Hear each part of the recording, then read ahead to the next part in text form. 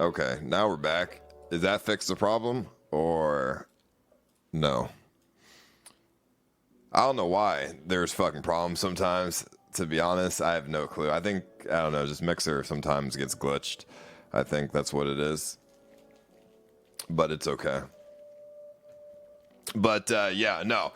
Listen, I ain't doing shit today. Don't expect anything. I'm just chilling. Fucking, I was having a bad day today, so I just didn't want to like not go live as well today because yesterday I didn't go fucking live either. So I was like, all right, it's not good. And in case you're wondering, I'm still waiting on those live view modems. I should get them. Are you guys? Am I not talking right now? Do you not hear what I'm saying? Yeah, you do. I feel like I just don't fuck with me, okay? Listen. Yeah, I'm still waiting for those things. Hopefully by Monday they come because it's the weekend. So I don't know if they ship things on the weekend. I think they do, but I don't really know if UPS like mail shit on Saturdays and Sundays. So Saturday but not Sunday. Yeah, well, I mean, hopefully I get it then by then, or hopefully I get it by Saturday because then it'll be 3 days since I've ordered it. So 3 days. I mean, that's pretty quick though. I guess I can't really expect something in 3 days.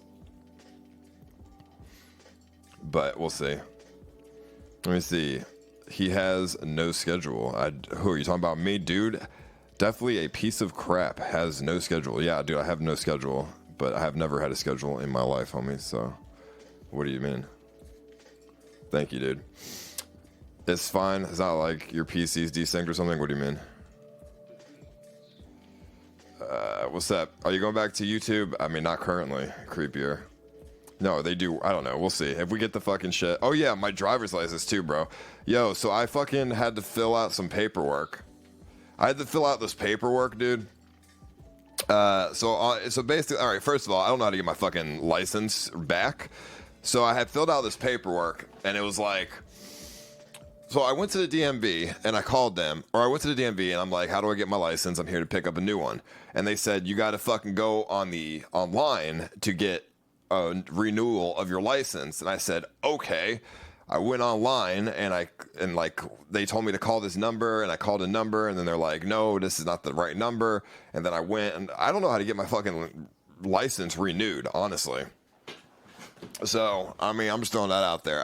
I'm filling out this paperwork that I'm gonna give them tomorrow that I had to fill out today, but I don't know. They said they don't take paperwork, but that's what online it says to give the paperwork to them. So I just think they're so disorganized. The DMV is so disorganized. They have no idea what the fuck what is going on. And I'm gonna go to the thing tomorrow with the application, and if they say that this is not for us, I'm gonna say, yeah, it is. Like, y'all are fucking lying to me. Y'all are fucking with me. So I can't order a Florida license if I don't live there anymore. I'm pretty sure.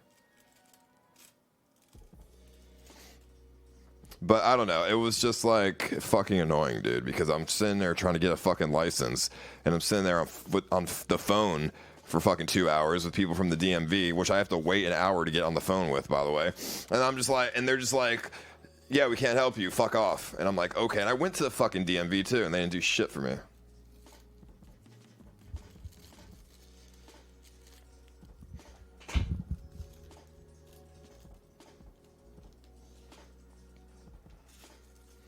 I'm not rolling weed, by the way. This is not weed. This is CBD. I'm using a fucking roller because I don't know how to roll.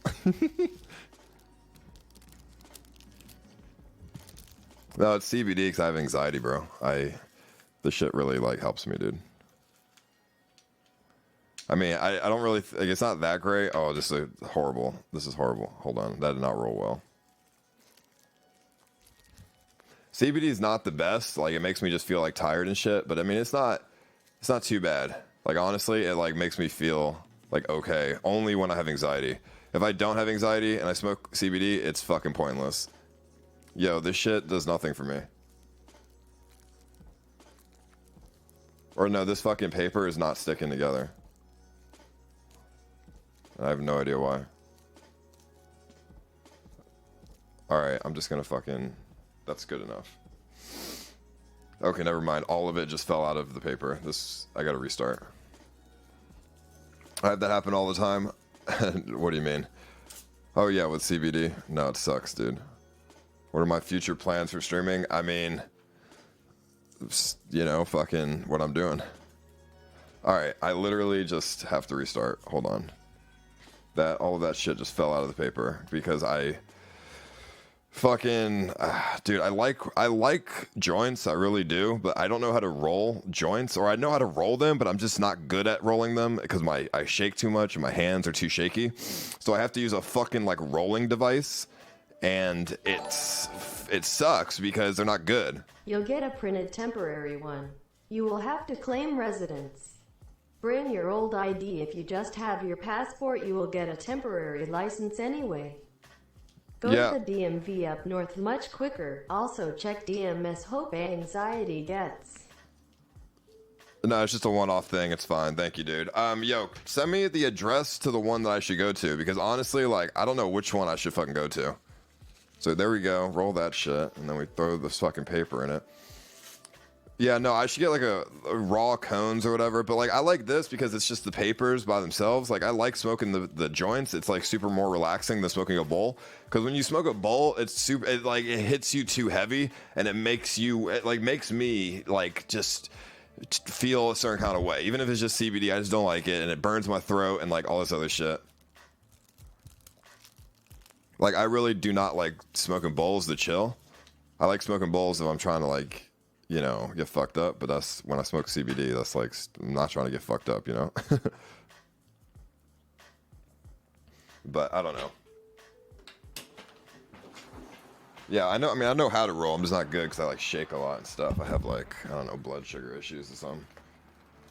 Let me see, hold on. Let me get my thing.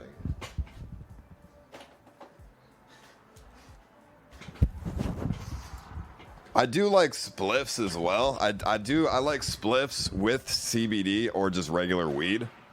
I actually am not gonna lie. After I came back from Europe for a month, I like really fuck with spliffs now. Before I went to Europe, I never really fucked with spliffs because obviously I could just put just normal fucking weed inside of it. But I feel like, I don't know, a little bit of tobacco with it makes you feel a certain kind of way. It gives you that lightheadedness. It gives you that like that relief of like stress, along with, because like THC gives me anxiety as well. So if I'm smoking THC instead of CBD, then a little bit of tobacco is like a nice feeling. Thank you, MP. I appreciate that, homie. I mean, now granted, I'm still healthy, and Gary is not gonna fucking win on shit, dude. And I still fucking work out, and I feel great. But, you know, tobacco, CBD, it's not or fucking THC is not a bad mix. Granted, it's like a European thing. I don't know. In America, people don't really do that. I went to the store, and he's like, why are you buying loose tobacco? And I said, well, to put it with my weed in a joint. And he said, why do you do that? Just smoke a backwood. It's the same nicotine. And I'm like, bro, I'm not trying to get fucked up on nicotine. I'm trying to get a slight amount of tobacco with the weed.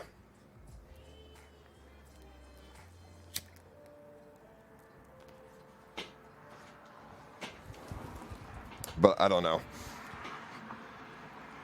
Breaking the law on stream. No, this is CBD. I bought this from the store. I literally, there's a store down the street, the CBD store. I literally bought this from the store, dude. So don't worry about that, homie. I look terrible. No, I don't look terrible, bro. I look so much better. People have been complimenting me. They said that I'm starting to look a hell of a lot better. Like my bags are not so. I mean, you can't really tell with this lighting, but look at this. My bags are like not really a thing, dude, anymore. Like I don't have any fucking black eyes or like weird fucking facial issues from before.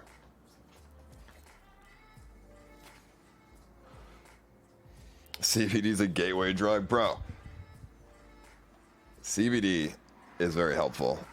When, like, okay, some people say when you have, for you, for example, when you have anxiety, do you smoke weed, THC? Or do you not, Because, like, does it help you when you smoke THC, does it help you? Because me personally, if I'm having anxiety already, I can't smoke THC. I cannot. It's going to fuck me up. So that's when I opt for the CBD instead.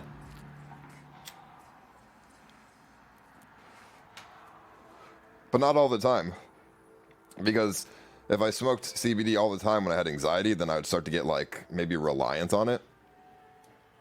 So, you know, every so often type shit. People say like sativa, or no, like indicas. People say indicas help you. It's just normal kunai. If people say indicas help you with anxiety, but I disagree, dude. Either way, THC is always going to give me anxiety no matter what. Even if I don't have anxiety and I smoke weed, I still will feel anxious for like if I smoke too much. So I only smoke, if I smoke a bowl, I'm only taking 1 or 2 hits. And that's really it. Like 1 or 2 hits like every 30 minutes, you know what I mean? It's really not that much. Because I do like the relaxing feeling, but I don't like the anxiety, dude. You're going on and on, I know. I have a little bit of anxiety, so I'm sorry. I'm sorry. Sometimes you just have these days.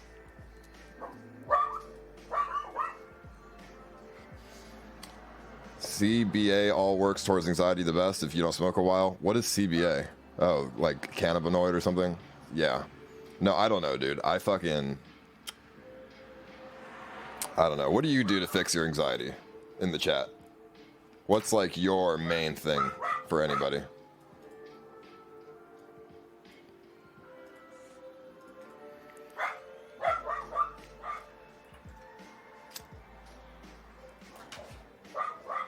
Going to the gym.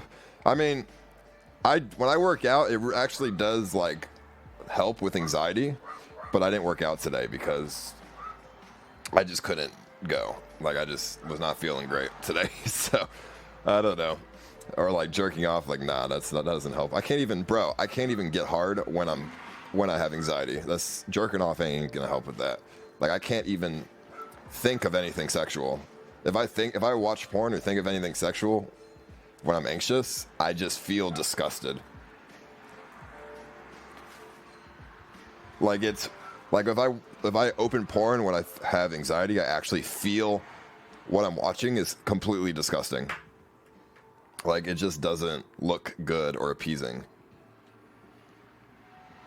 Yeah, we're just chilling, Purple Bear. I don't really want to play COD. You know, honestly, Edge had a good idea. I could go take Snoopy for a walk or something on stream, but like, I don't know. Don't really want to. Like, I don't know. I just feel like that's not a good idea. And also, it's 40 degrees outside, which isn't bad. It's a nice breeze right now. I can feel the cold air coming in. It's really nice. Bro, I've been following you for a while now and you're really the best streamer, thank you. Bro, streams help me out. CX. Hey, thank you, all boys. I appreciate that, homie. Yeah, I hope I can just get those modems ASAP, so I can like do this this thing. So I think this anxiety is coming from because I raised that money a couple days ago for the trip, and then I'm here not on the trip. So that's like, you feel what I'm saying? Like I just feel like some anxiety if I just like do other things because I have, you know, I don't want to like let people down or something.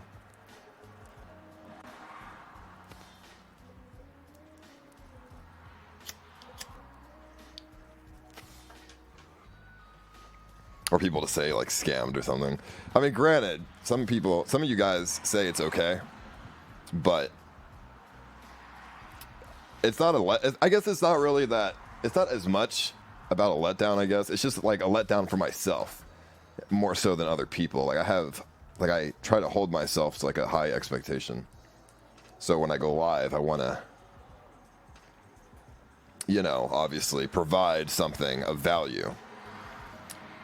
And sometimes I feel like when I go live, nothing of value is being put out there. Which makes me feel bad. Because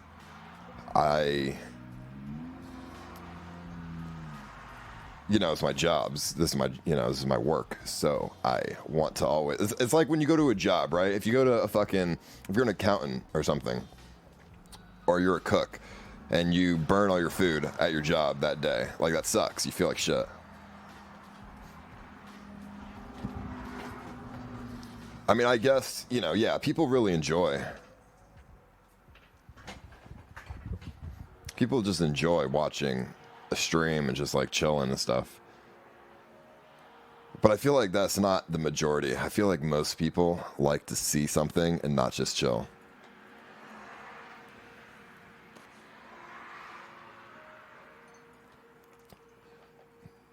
I mean, the people in the chat that say it's okay are the, you know, the minority that talks. Most people don't chat, I feel. Will there ever be another platform to post memes? I miss the recap days. Yeah, I saw you talking in the offline chat about that.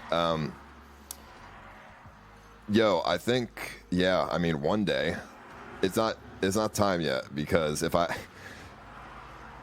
this is what I'm afraid of, right? If I do a thing, like a fucking forum for like recaps and stuff, like I want to do that, but I also don't want it to spiral out of control as it has done before. So I'm holding off on like a forum for now. Even with moderation, some people can be like over the top. One day though, it's just, I have to see when the time is right.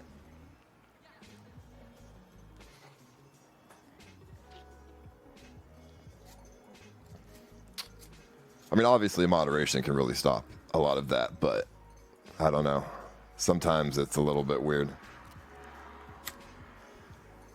But yeah, Mr. Pipe, one day I do plan on opening something like that again, but just not currently.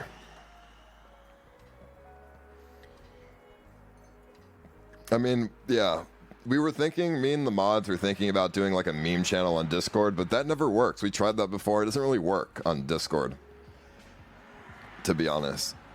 People don't really post relevant memes on Discord. Set expectations low and deliver. Sounds cliche. Set the bar reasonably. Set them so low that anything that happens you can provide content. You set the bar place. You already are so transparent with fans when you go live, but also want you mentally sane. Hey, well, I'm a lot more mentally sane now than what I used to be, so it's okay.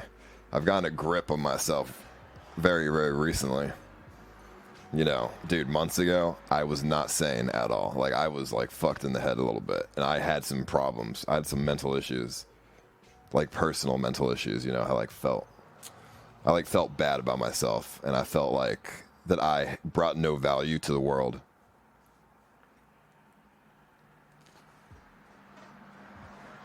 But, you know, I've stepped back and like looked at myself, and I was like, all right, that just can't be true, because at the end of the day, I should be able to value my own self. I don't know why you guys are laughing. I don't know why that's funny, but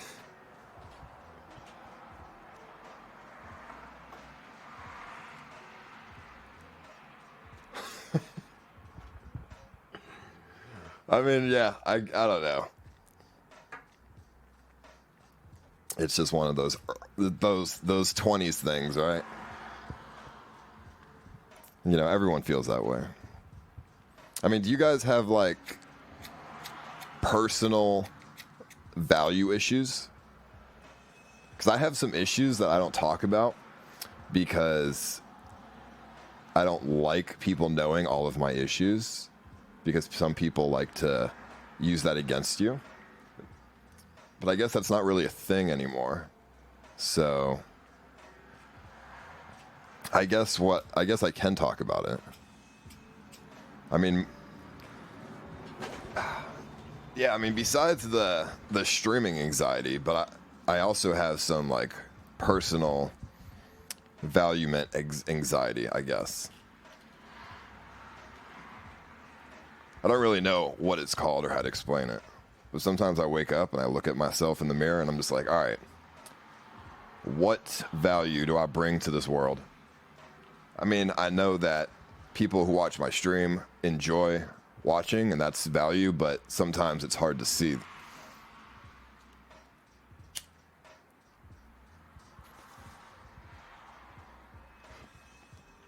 I mean, I don't really talk to Kim about it sometimes, but I'd rather not talk to Kimberly about my problems, you know, because, you know, I just want her to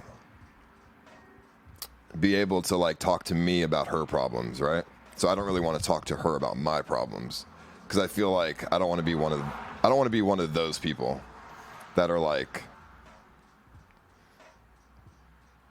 how do I explain this? If she has a problem or anxiety, I want her to be able to talk to me about it. But if I talk to her about it, now it's like maybe she doesn't feel comfortable around me because I'm supposed to be like holding her up if she feels bad.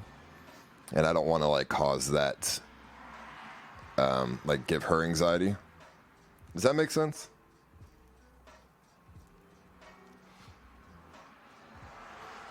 Like you have to be strong for the people around you. And if you're not strong for the people around you, who do they have to rely on? You know what I mean? Thank you, Kiara. You're an excellent dude. Thank you. Take pride in IRL. You're one of the OGs. I mean, sure. I mean, there's a lot of things I do take pride in, but sometimes it goes deeper than that, you know?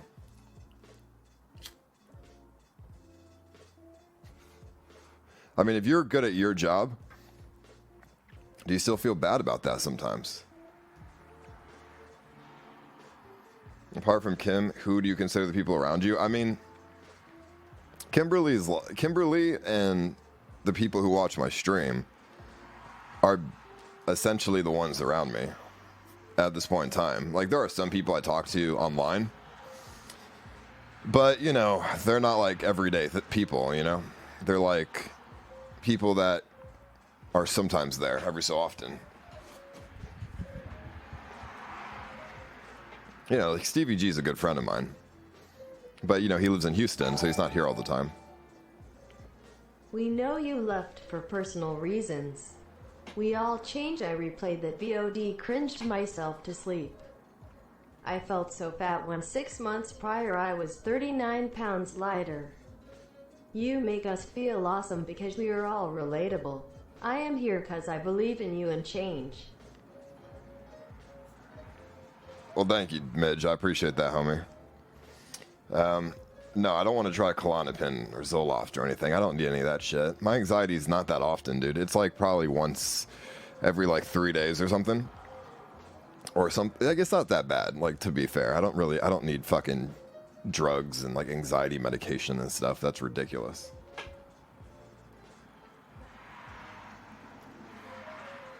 Because those always have bad side effects as well. You shouldn't take any, like, unless you have like crippling anxiety, you shouldn't take drugs to make yourself feel better, because then you're just going to rely on that. When's the trip? Well, I'm just waiting for my modems to come in for the live view, and then we can go. As well as, you know, I have to fill out this paperwork for a renewal license, like a renewed license. I don't know. I have anxiety too, and I haven't done fuck all day, bro. When I wake up late, usually I wake up at like 2 o'clock.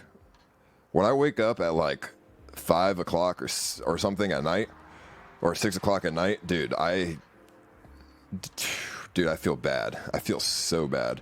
Makes me feel like I've done nothing all day. So sleeping all day is not fun. I do not like it. But sometimes I just don't wake up until 5, and I'm just like, oh fuck, I fucked up. Like, my whole day's gone. What am I gonna do?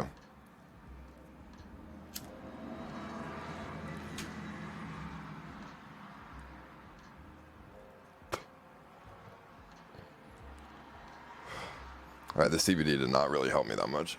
I'm not gonna lie.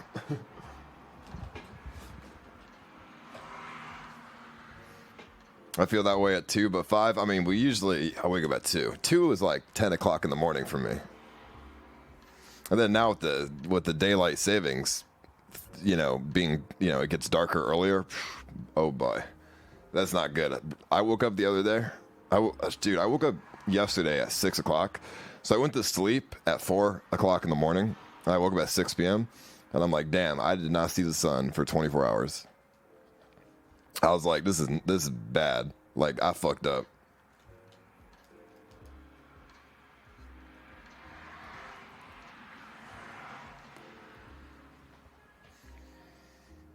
Have Midge go to the DMV with you and take your passport. Anxiety can be a bitch, but don't let it keep you down. Think of it as climbing the next mountain and you're not allowing yourself to quit. Yeah, I mean, I don't let it keep me down.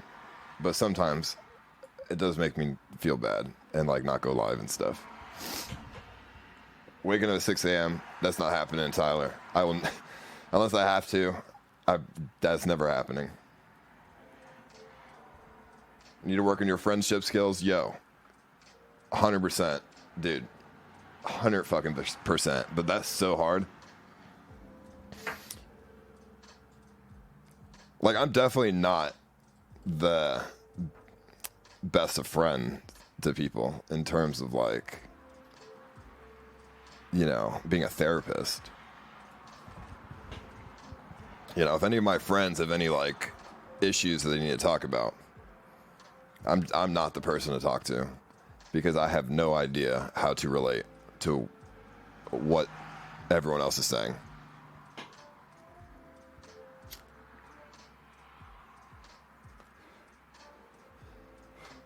Like, I find it so hard to be able to like relate to people. I don't want to use the word like empathy or sympathy or anything like this because it makes me come off as like a fucking sociopath, but I do have issues with sympathizing for people if they have a problem. But Paul, I have severe anxiety regardless of being prescribed anxiety meds. Does it mean I want or need to take it daily? No, can I? Yes, also DMEDU address. My brother won't get out till 2028. Paul, you need a routine outside of streaming. Be cultured. I mean, I have a routine. I do chores around the house. I, go grocery shopping. I work out. I do have a routine, but, that's just part of life. That's not really something that's going to help you. I mean, it helps a little bit, I guess, but, I mean, it's just part of life, so not really. Like, everyone has routines. Unless you, I guess, wake up and do literally nothing all day. That's not going to make you feel good. But, I don't do that.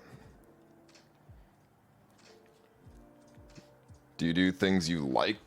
What do you mean? Do I do things that I like? I mean, I like everything that I do. Of course.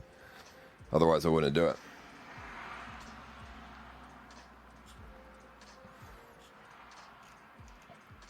Doing your community hours to get in the schedule? Dude, I have some community... Okay, right now, I think I have 15 hours out of the 80 done. Which is fine, because I don't have to finish the community service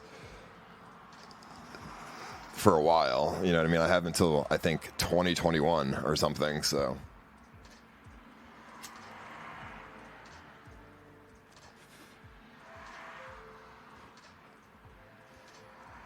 I mean, 80 hours is a lot, dude, so... I have like 15 right now. Community service for what? About a year and a half ago, I snuck into a convention, and they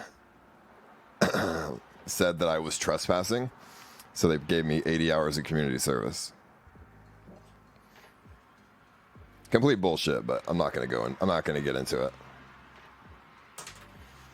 Melatonin makes me want a neck as soon as I wake up. What do you mean? I take melatonin sometimes when I can't sleep. It helps a little bit, but you're cleaning trash? Yeah, I mean, just like, whatever I can find. You go to jail if not completed. Well, I have another year and a half to complete it, so I'm fine.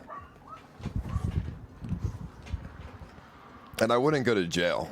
If I didn't complete the community service hours, I wouldn't go to jail. What they would do is they would just put the trespassing on my record. Basically, they gave me this thing. If I complete the community service hours, the trespassing doesn't go on my record. If I don't complete it, then it goes on my record. That was basically it. It's not really like a big deal, you know? It's just like a trespassing thing.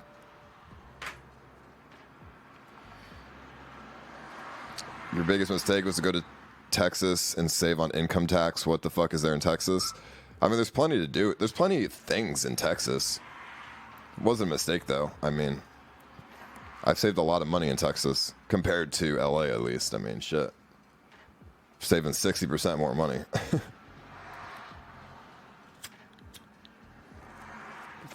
I mean, my rent per month is so cheap, dude. Compared to LA, where it was like half of my income or something, so.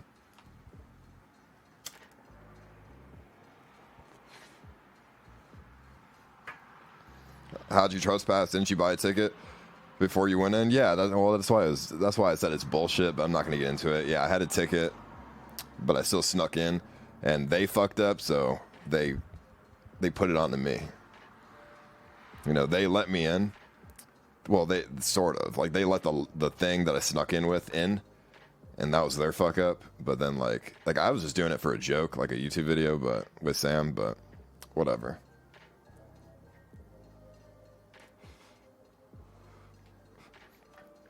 Either way, Texas having like a 20% or less income tax is so much better than California's 40%.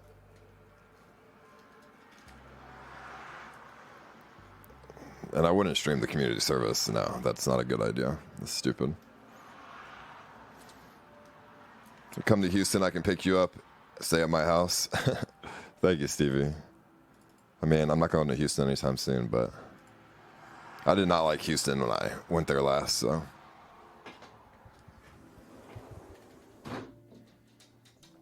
Spend some of that saved money on shit to do with the stream. Well, I mean, we do. I mean, I just spent $400 on modems for the live view, so that's pretty good.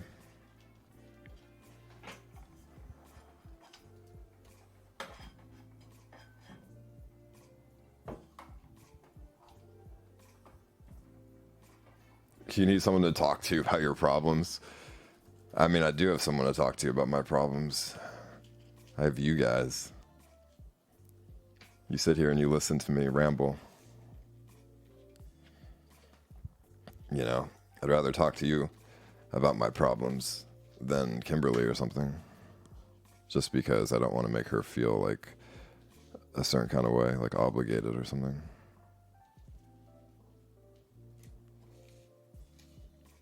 Like, I don't know, you question mark me, but it's like nobody wants to listen to other people's problems, you know? I mean, maybe you guys do, but like, I feel like in real life it's different. Like in a real life person. Like, I don't really know how else to explain it. I know it's my girlfriend, but obviously, but I don't know. I feel like it's not. Like, I mean, I know you're supposed to, but I just, you know, I want to be the strong one, you know? I want to be the one that is super strong and people can, like, lean their shoulder on. And if I have problems and I explain my problems to people, I come off as, like, a weak person. Or something, right? I mean, that's my mentality, at least. I mean, dude, I have never... Growing up as well, I never spoke to my parents about any of my problems. Do you feel like your stress to serve viewers makes you feel like you are a void when it comes to not meeting our expectations? Baby steps you have shown are vulnerable about it. One of YouTubers show that side of you that others wouldn't love. I mean, yeah, there's, you know, like I said, the stream anxiety for being entertaining and stuff, but, you know, it goes deeper than that too. I mean, if you guys really want to listen to my problems, I can tell you other things that make me feel bad. That make me feel like less of a person. But then it's going to get into really like judgmental sort of like things. And I don't really like being judged on problems that I am trying to, work on. Because that's what people on the internet do. They judge you.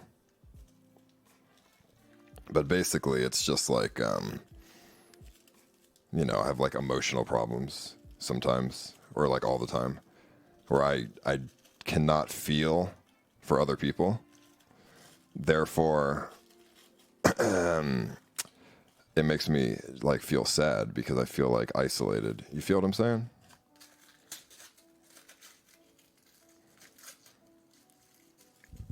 But is that, I don't really know if that makes sense to you guys. What's up, bro? How you doing? What's up, XO? Like, okay, how do I explain this in a way that people aren't gonna just be like, oh, you're a fucking weirdo? I mean, I've said this before. My friends, let's say they have, a problem, and I try to talk to them about their problems. I come off so uncaring because I don't feel anything towards their issues, and I honestly just don't care. But I want to care, but I just don't. Tried donating some time to a homeless shelter or an animal shelter in the day. Take care of your community service. Yeah, I mean, can you actually get community service hours just by donating money? It's part of autism. I mean, that's what I think, but, I'm not going to blame it on something. That sounds kind of crazy. I don't know. Because, like, even growing up, like, I never talked to anyone about my problems. I mean, maybe that's, like, the issue. So I don't talk to people about my problems because I just don't think they want to hear it, honestly. Because I can only really see things from my own perspective. And I know that I don't like talking to people about their problems unless it's like my girlfriend. Therefore, I just don't do that, And I also have issues with, self-centeredness and, things like that. Like growing up as an only child with, with parents that worked a lot. It was really... Hey, I didn't know you were on Mixer cause I don't use Twitter. Can you do some Discord chats right now so we chat with you, man? No, because Discord just aids on voice chat, dude. And someone could just say like the N-word or something, and that's not good. But maybe another time. Yeah. So I don't want to come off as like vulnerable and like all this other shit, and so I don't want to come off as vulnerable. I also don't have other perspectives very well. Like I can't put myself in other people's shoes, and that also creates anxiety for me because, like I said, it makes me feel like isolated. Do you guys deal with those problems too? Or is that like not a normal thing?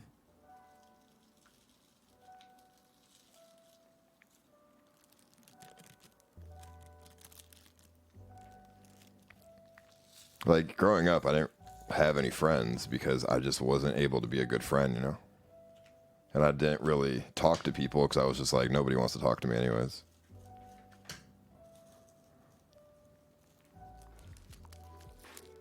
You're depressing us. Well, this is why I don't like talking about my problems. I don't want to depress anybody.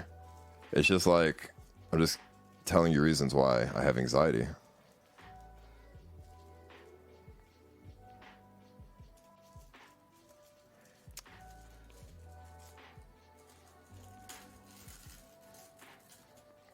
And I tried going to a therapist around here, but I did not like that.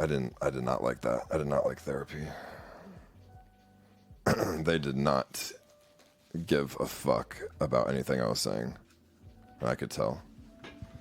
And I actually asked her that. I asked the therapist that. I'm like, do you care about what I'm saying? They're like, yeah, of course we care. I'm like, why do you not respond to anything that I'm saying then? And she's like, well, it's not my job to respond. It's my job to listen. And as soon as she said that, I just fucking left, and I just didn't go back ever again.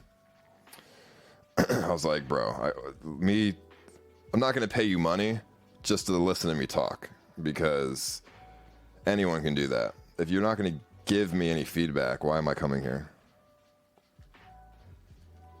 I mean, granted, the therapist was literally the same age as I was. She was like she was like 27, right? And I'm 25. So I was like, all right, this chick has no idea what the fuck, like, what to say to me, dude.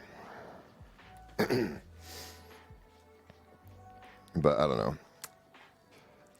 The only therapist that ever really did anything for me was the fucking, what's it called? The hypnotherapist that I went to on stream that one time.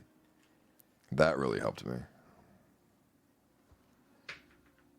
because I was able to like go deep in my mind and like go in like a different state of mind with him when I got hypnotized, and I was able to talk to him about stuff.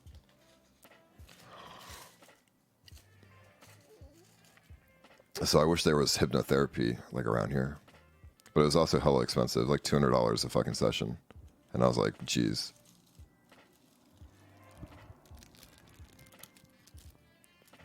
And the problem here is with my anxiety is that I know these are my issues, right? These are problems that come from me deep down. Therefore, I'm the only one who can fix my own problems. But in order to fix my problems, I have to see other people's perspectives, which I can't do very well. Like, I try to, but it comes off as superficial.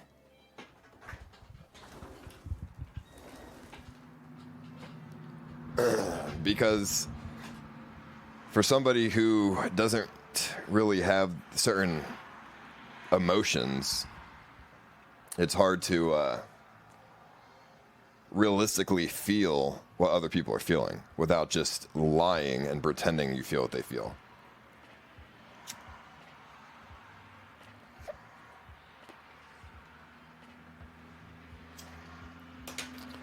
Granted, shrooms and things like that do help, but they're only temporary. They only help while you're high. When you sober up, you're back to normal, so.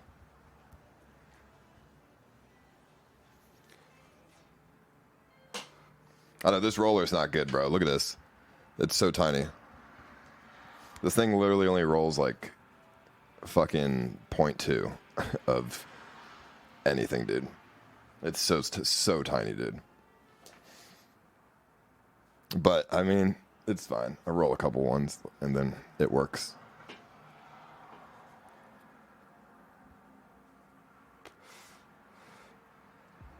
You need to get out of the house and find something that you enjoy doing. I didn't mean donate money. Go donate your time to an animal shelter. Oh, gotcha. I don't really know what I enjoy doing besides streaming, though. I mean, I enjoy working out, and I enjoy, you know, going and getting food at the grocery store and, like, doing chores and things like that. Like, that stuff's fun. You know, I enjoy, like, keeping the house, like, up to date with stuff. But, you know, it still becomes, like, boring after a while.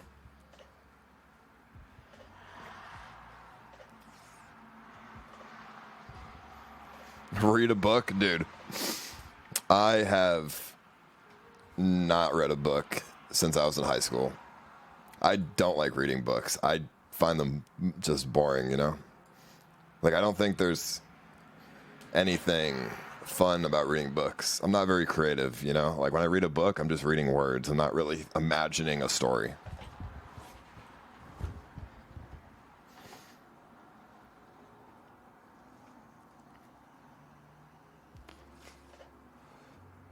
I don't really think books are relevant anymore. I feel like people don't read books anymore.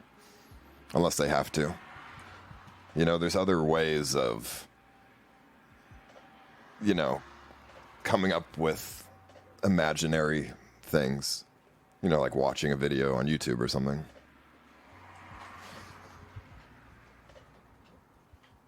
I mean, maybe I'm wrong. Maybe that's just me.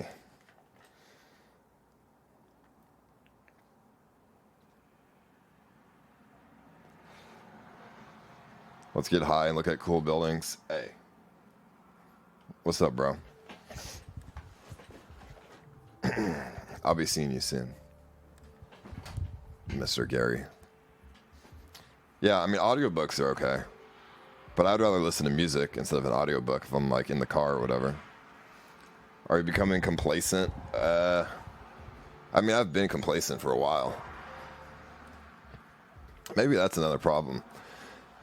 Becoming complacent with everyday life, you know, just gets boring. But that doesn't cause anxiety. That's just boredom, you know? I'm talking more about anxiety issues. Ice, you've lost your purpose ever since you hit the flat line in streaming. Try working a normal job a few months. You appreciate your job as a streamer. I don't know what you're talking about, bro. We're doing a pretty good job growing on Mixer. Trust me, dude. I appreciate what I have. I don't need to work a normal job. I appreciate what I have, dude. But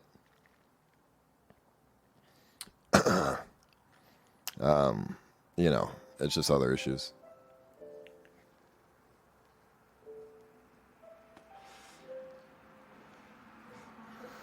Oh yeah, 400 viewers on Mixer. Hey, I'm gonna put it this way.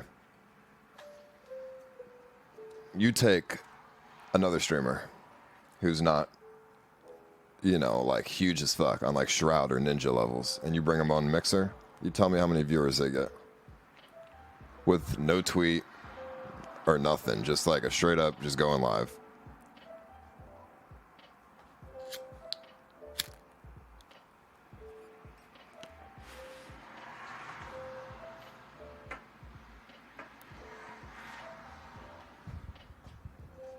And we're almost at 19K. Shout out to you guys. What's bothering you? I mean, I don't really know. It's just anxiety. JPR. It's just anxiety, that's all.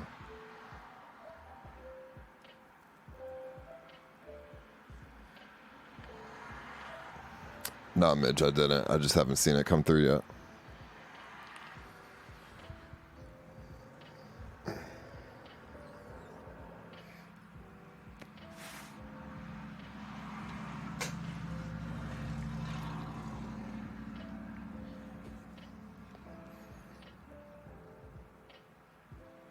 People grind 80-hour weeks for months just to break 100. I mean, hey, it's all good. Set goals and then reach them will give feeling of worth. Yeah, I mean, I have goals set in mind, and that helps. That's why I like streaming on Mixer. It gives me some goals, you know. I have like things that I look forward to grow this Mixer channel. You know, going live on YouTube, I don't really have anything to look forward to. So this gives me, you know, more purpose. Because there is a huge problem with streamers, not just me, where after a while, you start to feel like, unless you have a good social circle around you, you start to feel very, like, I don't know, like disconnected from everything.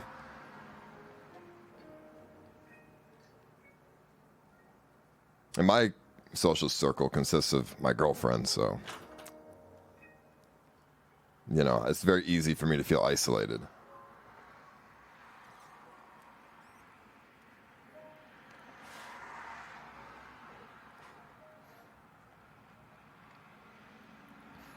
Are you still planning on staying at Moy's house in LA? Yeah. Yeah, as soon as I get my modems for the live view in the mail, then we'll go. How's that studio goal coming along? It's not coming along at the moment.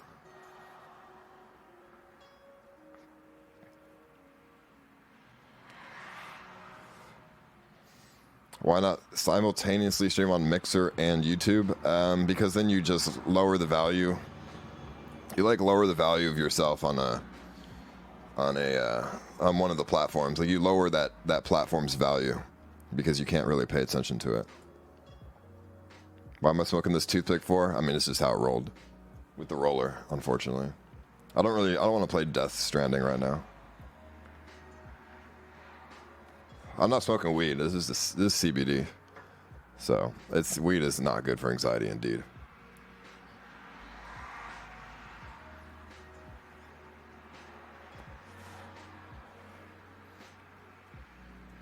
Are you scared of your subs on YouTube? No, I'm not scared of anybody on YouTube. Yeah, it's just like, you know, I have things to look forward to on here.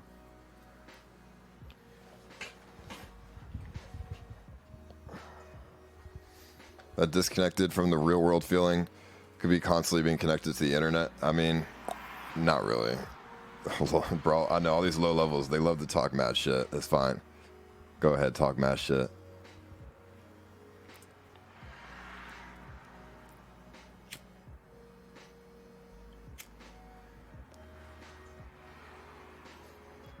I don't need, like, it don't matter. I don't know.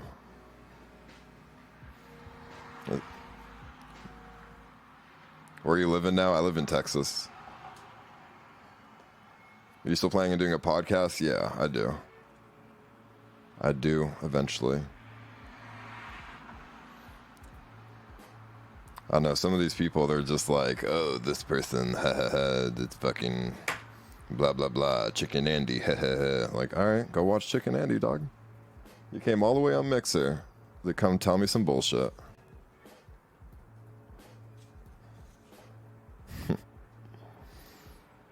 I guess it just shows what kind of power I have over some of these people.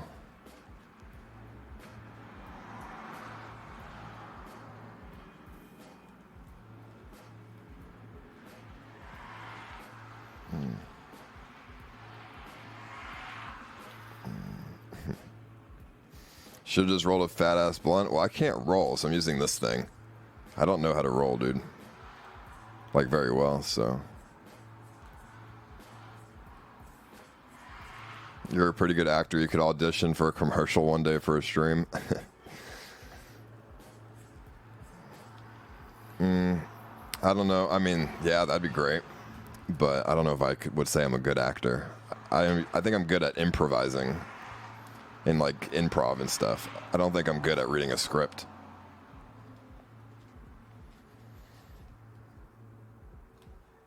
Well, I know how to roll a blunt, Johnny. I'm not very good at it. Let me try to roll one, and let's see if it works. No, I can't roll one because I shake too much. My hands are shaky.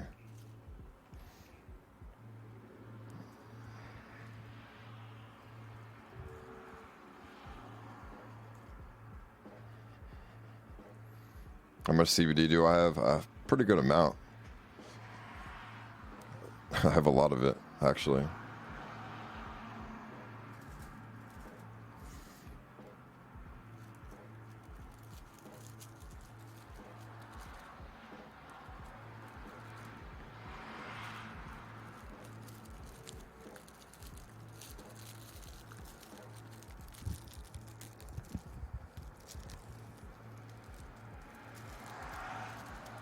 No, I can't. I'm too shaky. I just can't. I'm shaking too much. It doesn't work. It ends up so scuffed. Why don't I get a cheap pipe? Oh, I mean, I do have a pipe, but I don't want to. I don't like smoking a pipe. I like joints. They're like a lot more chill for me. Would you be shaking as much if you weren't live? I mean, yeah. Like I said, today was just one of those days, bro. Anxiety days, you know? I'm also a little bit cold right now because it's like 40 degrees outside and I have the door open. But, you know, the smoke has to go somewhere.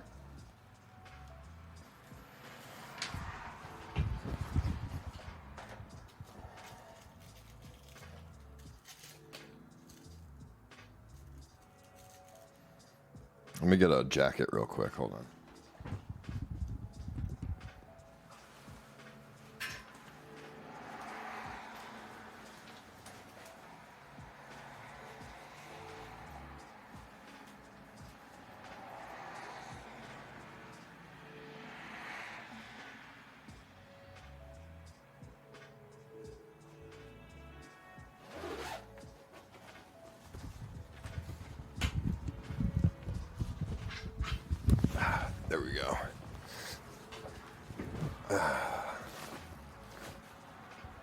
We're in a fucking winter coat inside my house.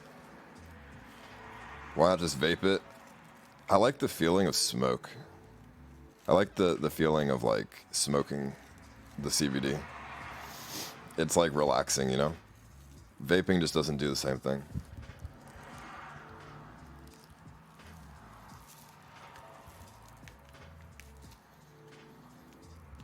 Where's your jacket you bought for Iceland? I don't know.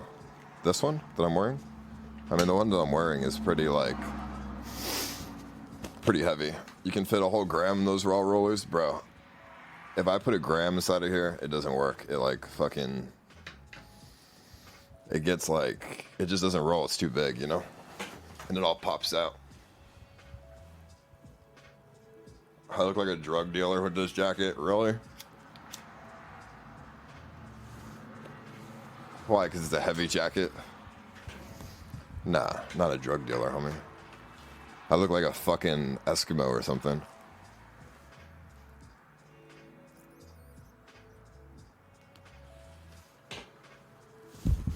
Maybe about like this.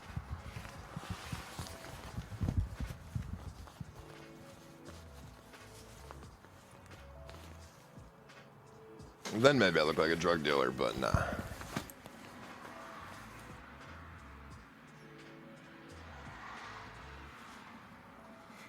We're in Texas. Do you stay right now? I live in Austin at the moment. So that's where I'm staying. It's going to be real with you. There's no cure to anxiety. I've had it for 20 years. Hey, listen, brother, it's a cure for everything. As long as you can pinpoint why you have anxiety, you can cure it. And I have pinpointed where it comes from, but I'm having a hard time dealing with it.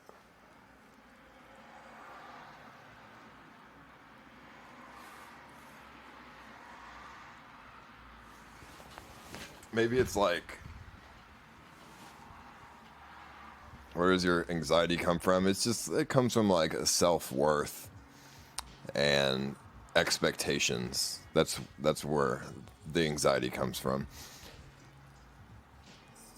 The expectations thing is kind of fixable if I can just come to terms that people just care about seeing me when I go live, and I don't necessarily have to do anything like ridiculous, like anything like entertaining. But the self-worth thing is like the hard part.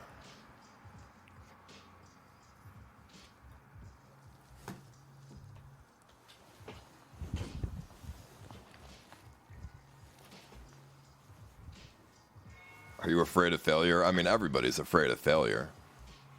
But nah, I don't let failure get to me whatsoever. Like in my head, you know? I don't think about stuff like, oh, what if I fail doing this? Like I'm always pretty optimistic, you know?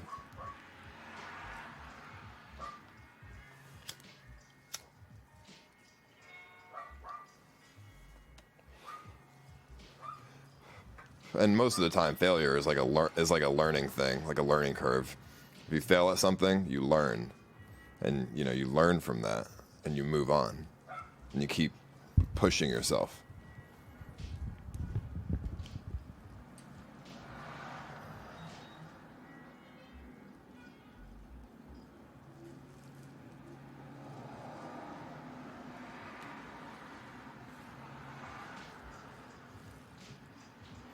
Nah, Snoopy's fine. I mean, the door's open. He can just run in, but he's inside now.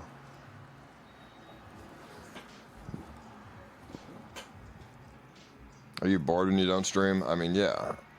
I'm bored all the time, dude. Chill streams is a failure. Move on and start streaming the good shit again. Listen, Surfing, that's all subjective. There's plenty of people who enjoy chill stuff. You know, you want me to, whatever you consider the good shit is probably the stuff that made me go crazy in the beginning, you know?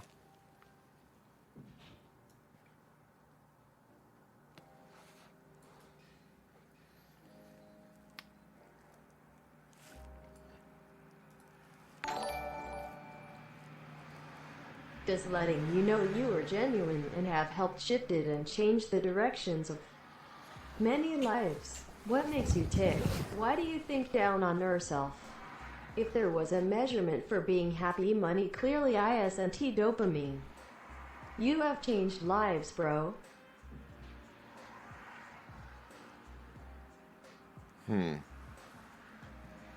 Yeah, I don't know why I think down on myself sometimes. It just, like I said, it's a value thing. I guess. I don't fucking know.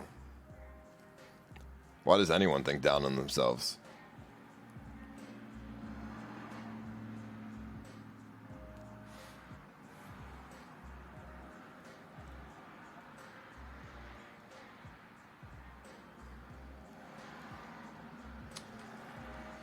I mean, people like this is like part of the problem with the expectations.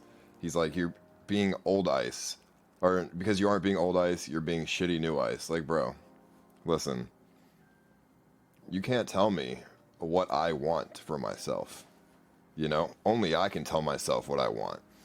You know, I'm not gonna do what you are thriving me to do because you disagree with it. I'm going to do stuff that I feel like is best for me. I mean, I've done plenty of things in the past that were not best for me, and it's best for everyone else. And that's not a way to live.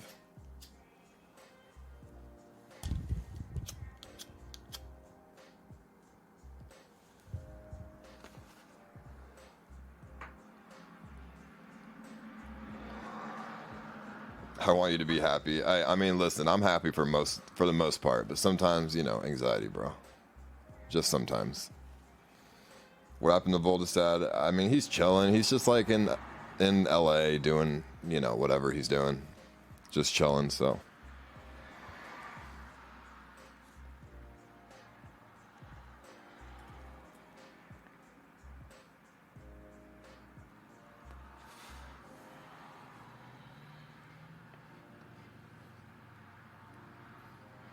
Hold Ice streamed more. Hey.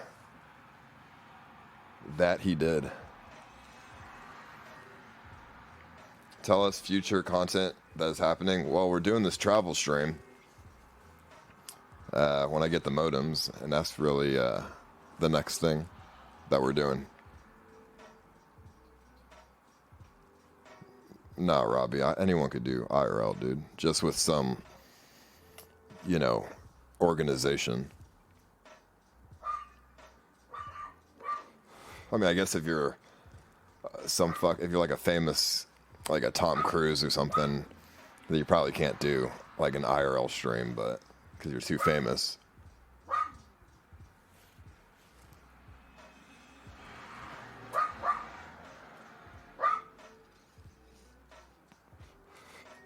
On Train's podcast, they talked about if you should be unbanned or not, and everyone was like, no, etc. So dumb, even though their community is much worse.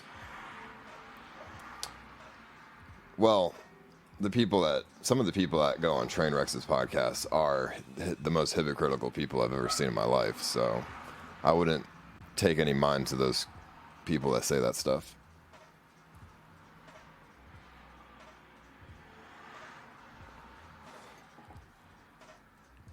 I mean, some of the people I see on there are just like, I don't know, like they try super hard to be good streamers, but unfortunately, they aren't.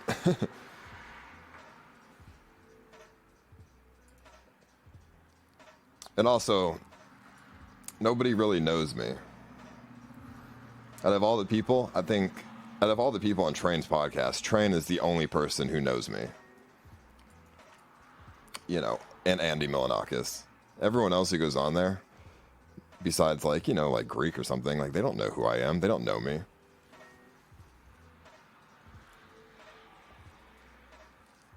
I mean, even Destiny doesn't really know me. I've never really hung out with Destiny on like a chill level. It's always been just like business, you know?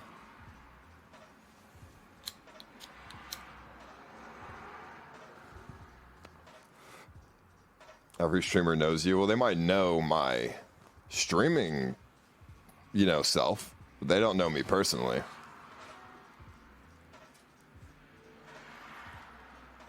I mean, I don't know. Also, I'm pretty, I would say that I'm a pretty, like, humble or, like, transparent sort of streamer. And I can't say the same for a lot of other streamers.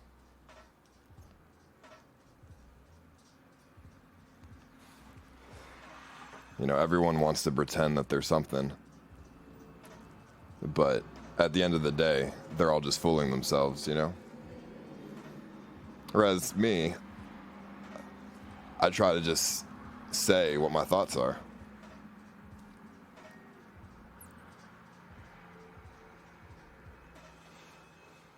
And, you know, I've seen this. Like, I've seen the behind the scenes.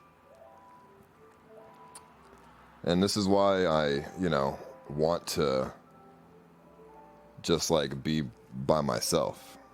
Because I don't really like the streaming circle that has, in today's, like, modern days. Modern day streaming circles are not that much different than, you know, like high school or something, you know? And I don't really like that. So it's like you're friends with people, and then when they see an opportunity, they shit on you in front of their chat, and that's the meta. And I don't like that. That's a shitty fucking meta.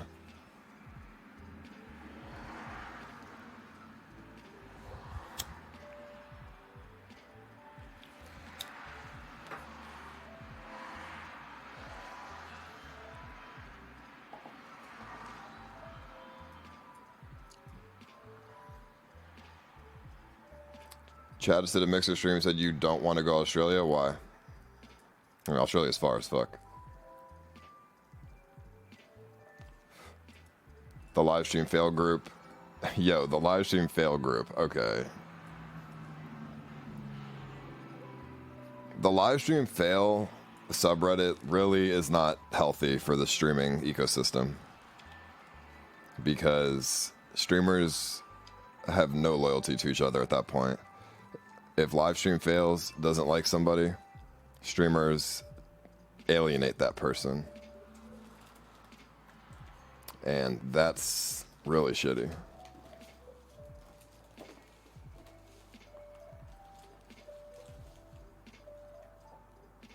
Like, there's no true friendships. Everything is just business.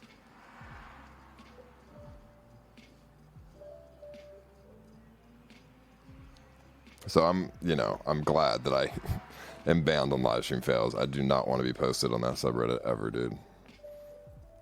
Even if I was friends with everybody. It would just be a bunch of fucking nonsense.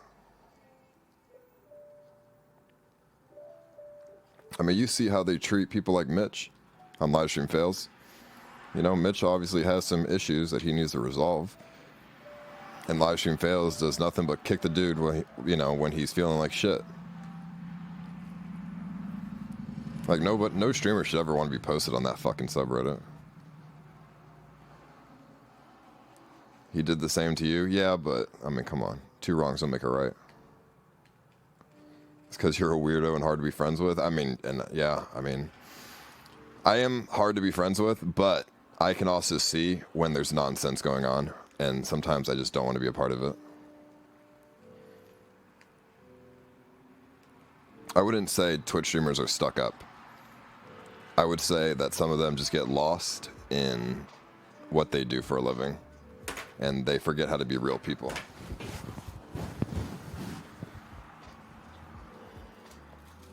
Because I've forgotten how to be a real person before. But that doesn't change the fact that I want to get to know you, Paul. You filled the void of my brother being gone, made me laugh, sad, mad, and happier. No one can touch what you have done. We are all relatable in some way. CX in the chat if agreed. Well, thank you, Midge. Are you? Yeah, no, I'm definitely very proud of Greek for losing all that weight. That was good. I actually, I reached out to Mitch a couple days ago when I saw some shit that he posted on Twitter, and I'm just like, bro, listen, forget everything. If you just want somebody to talk to that's not in the fucking Twitch scene, you let me know. Because I feel like you're lost in that shit, bro. And a lot of people around you don't really care about how you feel. They're just like lost in their own sauce, you know?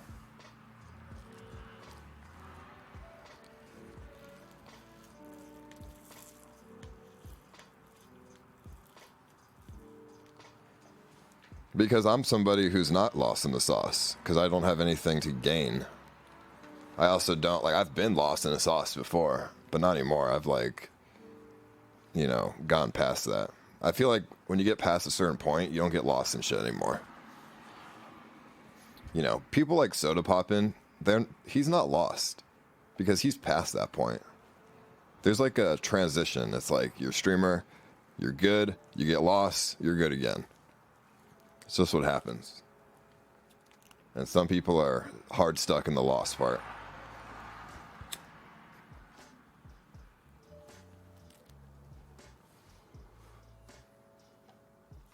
But I got past that. On YouTube, I was definitely lost in the sauce. I definitely was like, you know, like switching up on people way too quickly because of outside opinions. Where I get that saying, I mean, everyone says lost in the sauce, right? It's like a normal saying.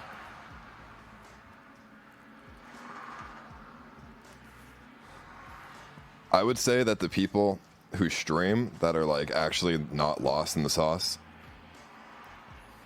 are, I mean, I don't really know. It's just people that I personally know. People like Andy and Greek, they're two, I would say, pretty good people. And I've said some pretty, you know, mean things about Greek, but realistically at this point, now that I have hindsight, in like hindsight is like a huge tool. Now that I have hindsight, I can see like Greek is actually a good dude.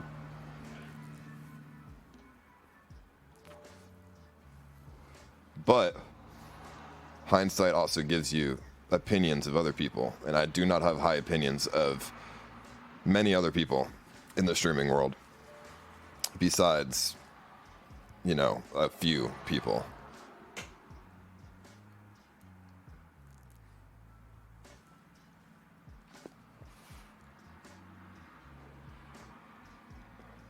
I'm not going to tell you who I have a bad opinion of, but I told you who I have a good opinion of.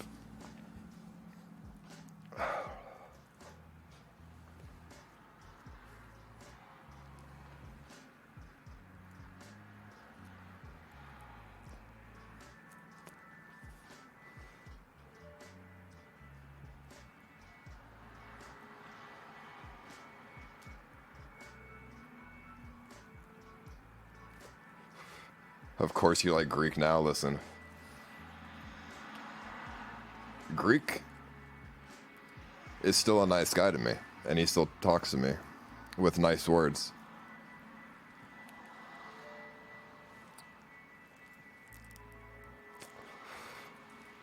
Andy always gives me good advice. Jenna's a nice girl. Nova Rue's a really good person as well. And these are just like opinions. And yeah, don't look at people as like what they've done in the past. Look at people with how they treat you. And the people that I just said have treated me very well. And, you know, have looked at me with more than just being like an asset or a tool. Everyone else, I would have to say, they may look at me as like an asset or a tool or like just a streamer, you know? They don't look at me as a person.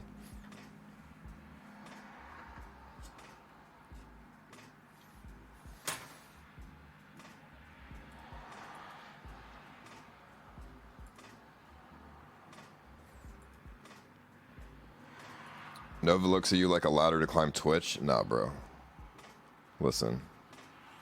She's been a nice person to me. And she's DM'd me some really nice things when I'm down, so. People can make fun of her because of shit she's done in the past, but she's a nice ass person.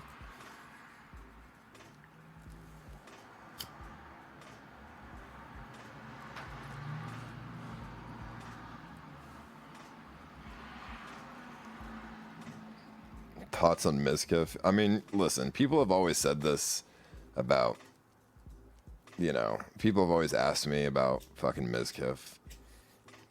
When I first hung out with him in LA, he was a really nice dude, and I really thought he was one of my best friends in LA. But I don't know, I think he might be a little lost in the sauce right now.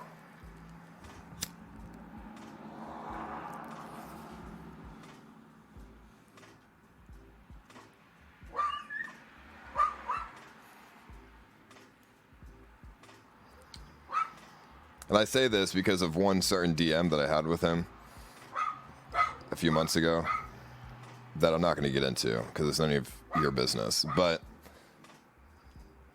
when sometimes you read a DM from somebody and it's like, oh, I feel that. Okay.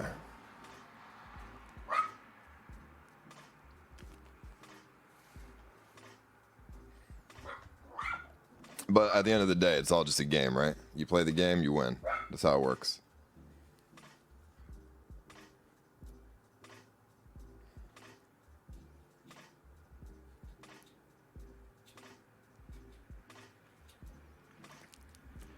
But that doesn't really bother me. You know what I'm saying?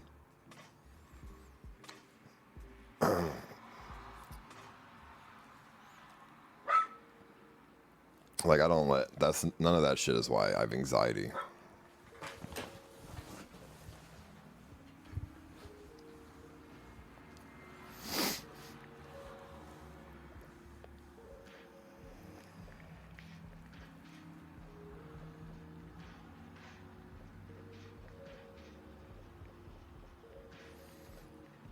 Plays it off like the root of... Listen, I will say this. There's been a lot of people that I've hung out with, and then now they say like, yo, Ice Poseidon's viewers are the worst thing imaginable, and they ban CX, or they ban fucking people in the chat that talk about me. And it's like, that's funny, considering that months ago we were like, I don't know, you were just like, you loved them.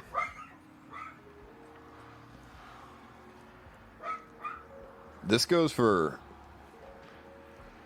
80% of the people that I talk to on Twitch. It's like, months ago, fucking loved your fucking viewers, and then it's like, oh wait, never mind, I fucking hate your viewers. Which is fine, you could hate my fucking viewers. But then, I get fucking I get the backlash for that too.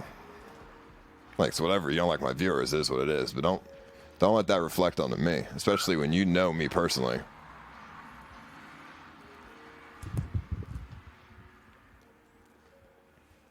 Okay, I had this one encounter with this one streamer. And we were friends, like really, really good friends. And then he said, yeah, I don't want to hang out with you anymore because Reddit doesn't like you. Livestream Fails doesn't like you. And I'm like, I'm banned on Livestream Fails? What does that even, what does that mean? It's not like you're going to get posted on fucking Livestream Fails because you're hanging out with me off fucking stream. But sure, whatever, dude.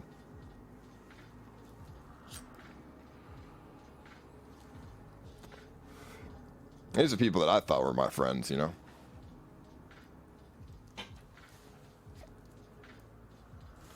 And there's not one streamer. That, what I just said, goes for like so many streamers.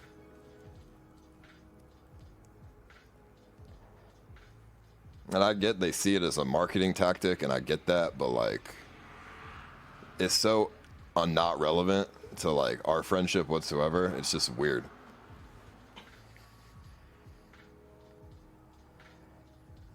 Thoughts on Crow's score? I mean, he's just a troll.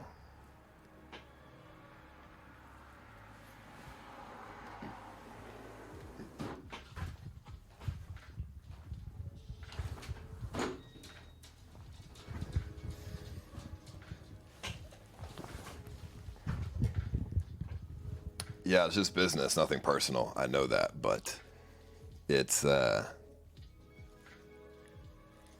it's a lonely world. Yeah, Snoopy doesn't want to come in. He plays this game. Watch. And by the way, my viewers aren't even bad anymore. Maybe like months ago, but not anymore, dude. How many of y'all in the chat are terrible people? Not many.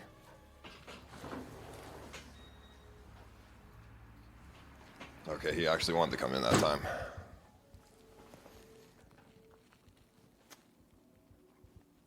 There's only one streamer that I don't like. You know, some people, whatever, I don't get offended if they don't talk to me. It's part of the game, I get it. But there's one single streamer that I actually just don't like, dude. And he is just a fucking asshole.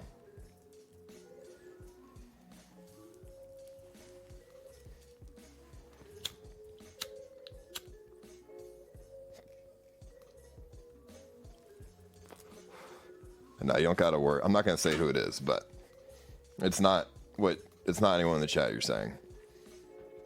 It's just I don't like people that tell other people in private to not be friends with me.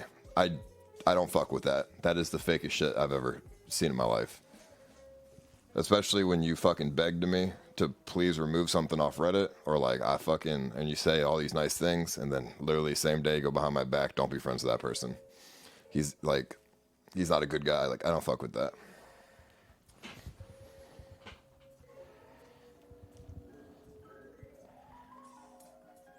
Steve, you don't know who it is, bro.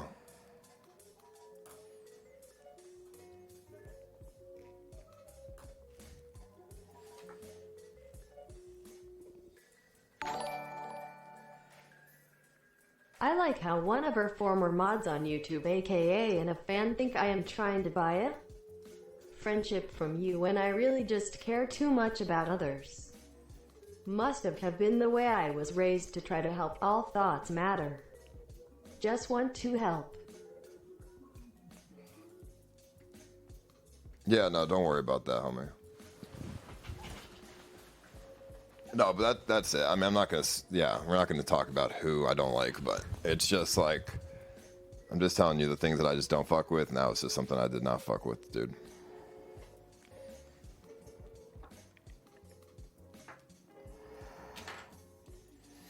Hold on.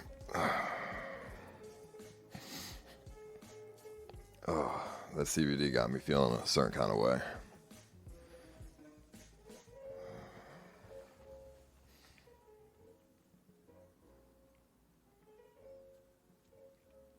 Do you feel better without Reddit? Oh, I feel much better.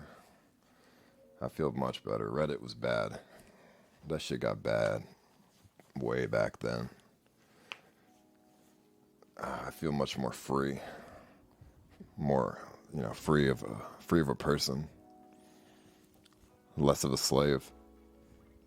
Oh man, Reddit, when I was around, I was a fucking slave, dude. That was not fun. I mean, dude, I look at this one post. I can remember this one post, dude. This one, like, meme. It was like a meme, but, like, to me it wasn't. It was, like, a picture of my Reddit from 2 years ago. I took a day off. I took a single day off because I said I wanted to chill. And dude, everyone was freaking the fuck out. They're just like, yo, fuck you. If you want to chill, I'm fucking charge back. I'm a fucking unsub. Fuck you. You're a fucking piece of shit. You're here for us and our entertainment. Fuck you. Like, dude, that shit does not make anyone want to stream. That shit makes you not want to stream. Like it's like you're a fucking slave, dude. And I'm like, and I look back at that now in hindsight, and I see like that screenshot of all those posts, and I'm just like, wow. I'm so glad I got out of that, dude. Like, imagine getting fucking shit on because you take a day off, because you say you want to just chill and like hang out. Like that's not okay.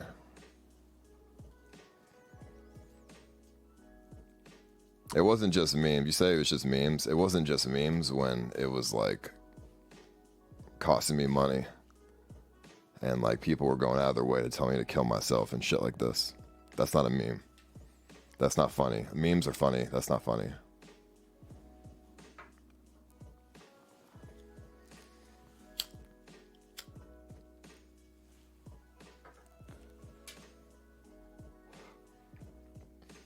But yeah, so I feel much better. You got to realize some of your fans are depressed and you're their source of dopamine, sure. But we should all treat each other nice instead of bring down the person who, you know, is your source of dopamine.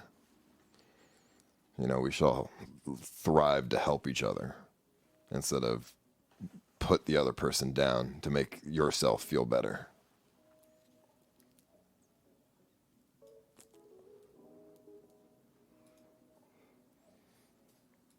When did Chad do a mixer stream? I need to see that if he did. Sounds like you cannot deal with memes. Oh man, dude. You have no idea. Oh god. Yo, hold on. Whoa. You should never have took Reddit serious. Other streamers get the same things and just ban No. them Dude, and move on. bro, you have no idea how many DMs I have from various different streamers begging me for advice about Reddit or begging me to remove a certain post on my Reddit. You have no idea. No other streamer that I know of could have ever handled what I had to go through. I swear to God. And if you think that's true, bro, you're wrong. They have DM'd me, dog. Like begging me to remove a post that had like 100 upvotes, calling them a leech or like fuck this guy. But dude, I had that every day with thousands of upvotes. Like, bro, I am the most resilient fucking streamer that has existed. And I can objectively say that because I've talked to other streamers and they say the same thing.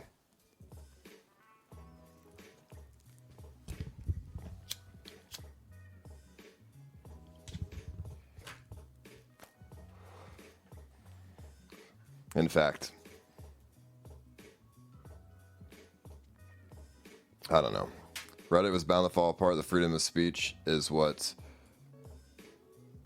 made it and what killed it. I mean, honestly, freedom of speech in a community, some things just shouldn't be said.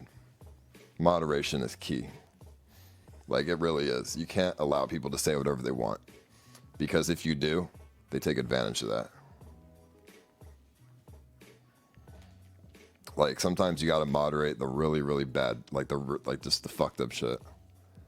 Otherwise, it dwells into fucking madness.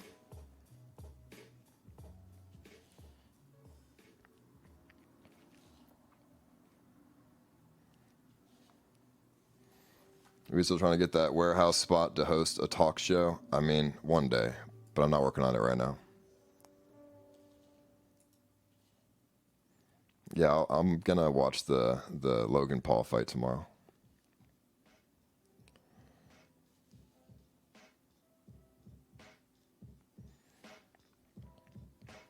No, but there's a reason why freedom of speech is not like a thing in most people's streams. You know, streamers don't want to hear the bad. They want to hear the good. And that makes sense, you know? You shouldn't have to go to work and hear the bad. Maybe it's called like being a fucking Nazi mod or something. It don't matter. Streamers should not have to deal with abuse just because they're a streamer. You should be actively DMing your Twitch connects or do like Destiny did and take your Twitch manager out for dinner. Also, when was the last time you spoke to Destiny? When I hung out with him in LA. That was the last time.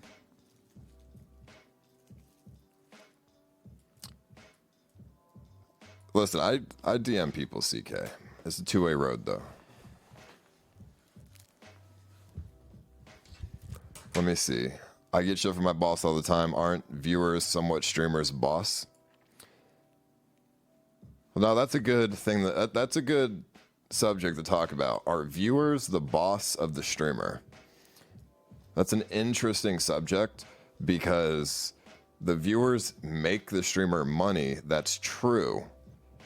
But at the same time, I disagree that the viewers are the boss because the viewers do not have the... What's the word? Okay, when you're a boss at a job, you have the... What's the fucking word? Where you can like fill the position. What's the word I'm thinking of here? The criteria, right? You have the criteria and the experience to be able to be the boss at a job. And then you can tell the lower end people at the job what to do. Because you have that experience and qualification. Viewers don't have the qualification to be the boss of a streamer. Because most of them haven't been in the position. They're just not qualified. So what they say sometimes doesn't translate very well. You know, sometimes it could come off as criticism, but it won't translate as criticism. It could translate as something else. So no, I don't think viewers are the boss of streamers. If that was the case, streamers would just be slaves, and nobody wants to be a slave for any amount of money. That was my mistake, though. I thought the viewers were the boss a while ago, and that was my mistake. And obviously, a lot of people took advantage of that.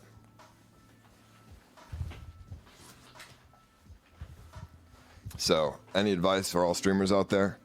Yo, take control of your fucking shit and don't let anyone be the boss of you. You're the boss. You cultivated your community. So at the end of the day, the community is going to go in the direction that you want to bring it.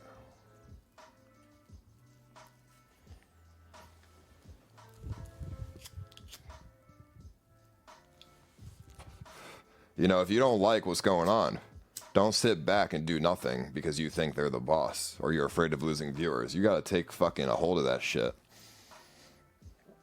Otherwise, now you have a disorganized sort of thing going on.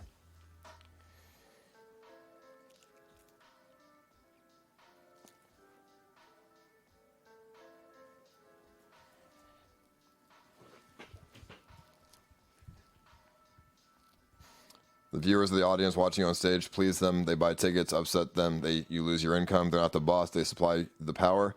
Yeah, I mean, viewers definitely supply the income and power and things like that. But you just got to be responsible with with the direction that you bring the viewers, right?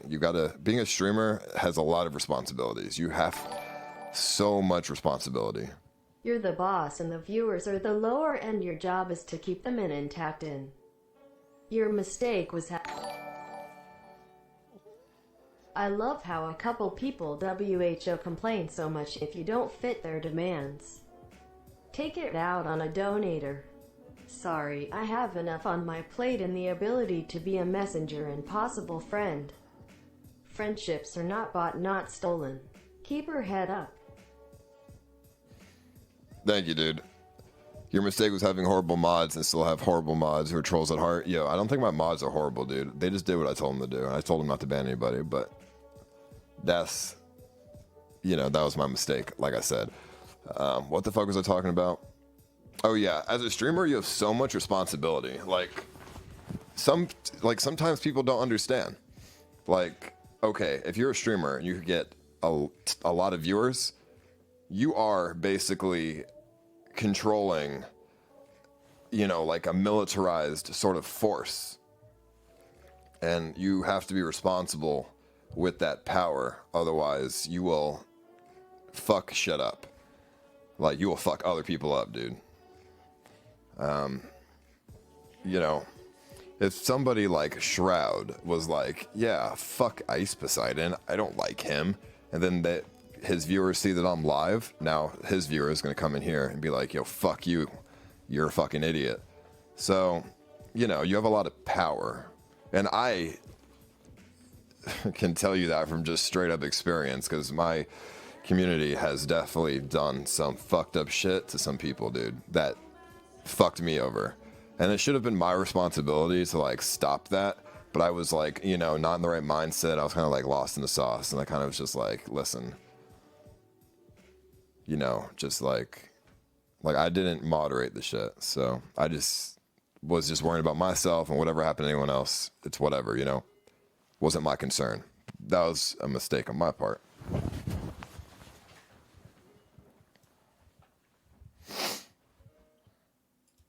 Sorry for being toxic before. My real life is hell. 10 years. Sorry for being so toxic before.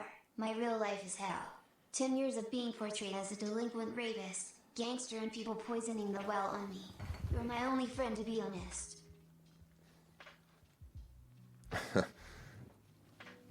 Well, thank you for the 1,000 or the 1,500 bits, Friaza. I don't know what you mean by gangster. Like, I mean, if that's true, then I'm sorry that you have to go through that shit. But thank you so much anyways. I hope it gets better for you, bro, and I hope you can find some people in your real life too.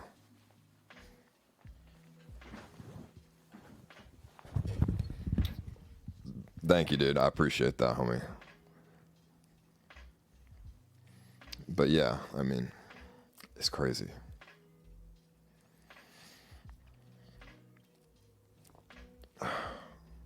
Yo, Hondra, I'll be there in I think sometime next week I'll be there for a couple days to go hang out with some people. So if you're in LA, Hondro, let's hang out. To a live stream fails recap right now. I mean, there's nothing worth recapping in that fucking Reddit, dude. It's all just a bunch of circle jerk nonsense. And it's so meta that it's not even like fun or interesting to recap. It's too meta. You know what I'm saying?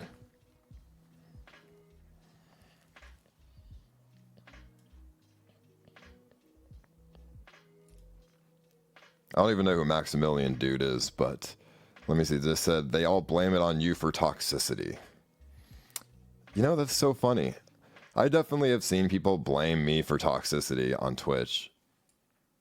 And bro, that's redundant and ridiculous. I haven't been on Twitch in 2.5 years. You can't blame me for toxicity. You know what I'm saying? Hey, 19,000, let's go. Thank you, dudes. I appreciate that. Like, I haven't been on Twitch in 2.5 years. You can't blame me for whatever's going on Twitch. Like, hey, you know. Sometimes, believe it or not, there's a lot of streamers on Twitch that are inherently toxic. They just don't know it because it's a different kind of toxic. You know, it's not the typical, you know, like racism or like harassment or something. It's just, it goes deeper than that. I don't really know how to explain it, but it's just more of like a, I don't know. I would say there are some communities on Twitch that are hella more toxic than my community. Well, for example, I mean, Raj's show that he does, bro, his chat is not wholesome. His chat is hella toxic towards Jenna and any other girl that goes in that fucking show. And I know this because Jenna has told me how she feels about it. You know what I mean? But then when she went on my stream in Canada, nobody shit on her, bro. Everyone was so nice to her. But I'm the toxic one. Treating people like real friends, not using them for content. So anyone who blames me for toxicity on Twitch is... it's just a meme, I feel. Or it's just like redundant, you know? They're like it's like just redundant. Or they're memeing. I don't really know. Should I feel bad for people who choose to hate, who have their own problems? Do they don't? Donate meme while knowing Palt is what he can deliver resonate to others' life. Be the positive that outweigh the hate. To thank someone who helped me indirectly.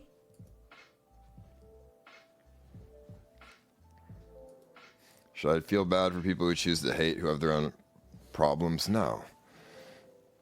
Just ignore them. Don't feel bad or any. Just ignore them. Like if there's negative, like vibes that someone's bringing off to you, Midge, just ignore them. Like you don't want to give them any of your energy or like your focus or anything. It's gonna make you feel bad, even if you just feel bad for them.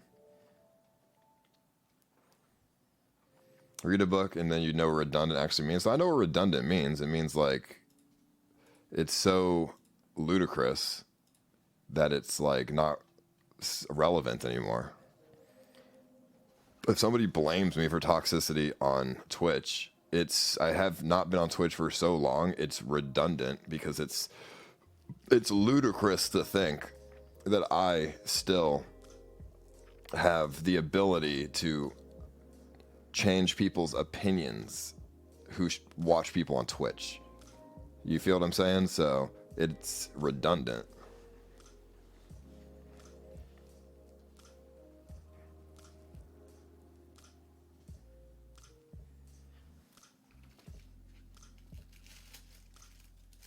Maybe the word ridiculous as well, but ridiculous, redundant, it's pretty similar. I mean, what does redundant even mean? Let me see. Like, I'm pretty sure I know what it means. Yeah, there's always going to be toxic viewers if you don't moderate your shit. You can't blame that on me. And if you do blame it on me, then don't leech off of me for the first half of the year, and then you don't have to worry about it. Not or no longer needed or useful. Okay, I guess I don't know what redundant means then.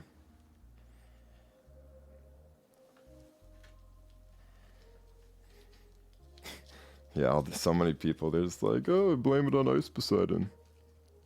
Fucking, why'd you hang out with me then? You knew what the fuck you were getting into.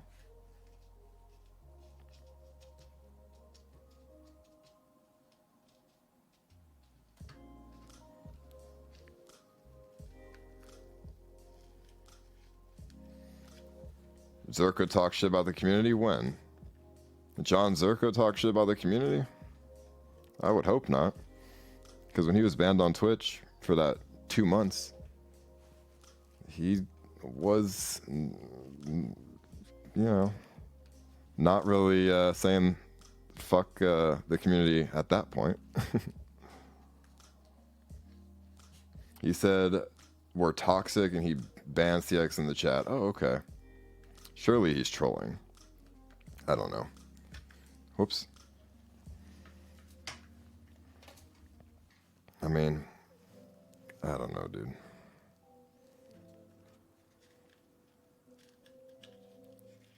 If that's true, then that's just, a good example. When, he was banned on Twitch for those 2 months.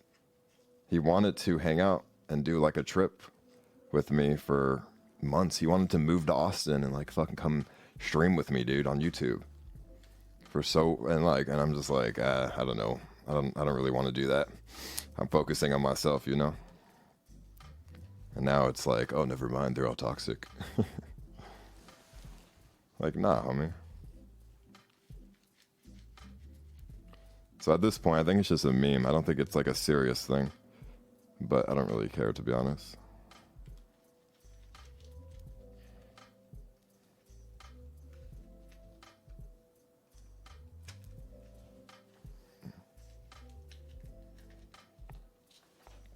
At the end of the day, I say that, bro, just remember where I came from, dude. I came from literally walking around, fucking laptop in my hand, and a gaming headphones, trying to like innovate and do something new. That's where I came from. All these other people, they all came from each other. They all came from being friends with each other. I didn't have any friends. I made friends after I'd already been a thing.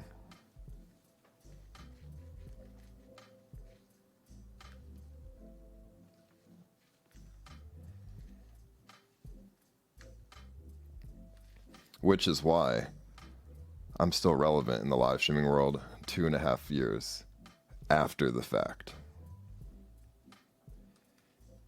And bro, I don't even do shit anymore. I don't even do shit, and people still talk about me. Isn't that fucking crazy? You put anyone else in that position, and it ain't gonna cut out the way that it did for me.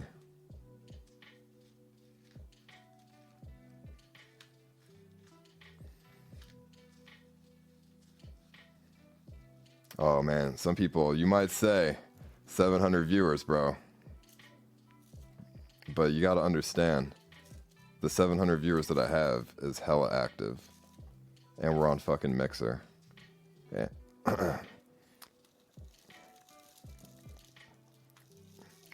And obviously, if you say my name on Twitch, everyone knows who the fuck that is. And the chat just goes to CX. Who can you say that for with anyone else?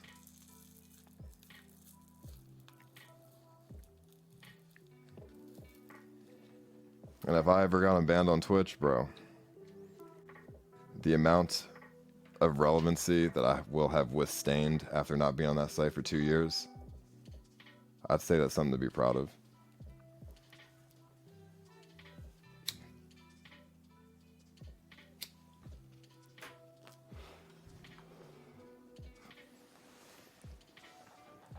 I mean, even on Mixer, dude. I fucking host people on Mixer. And they're all just like, holy fuck, is that Ice Poseidon? Like, they all, even the people on Mixer know who I am. That's crazy.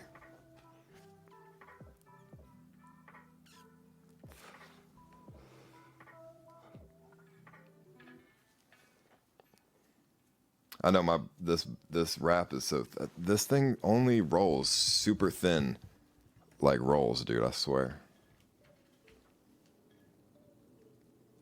Humble, by the way. Hey, bro, I'm allowed to have pride in something.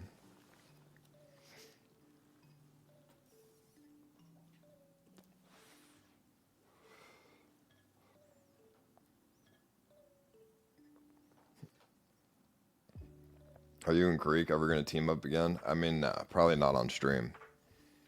Although, if he moves to Austin like he says he wants to, then we'll probably work out together off stream.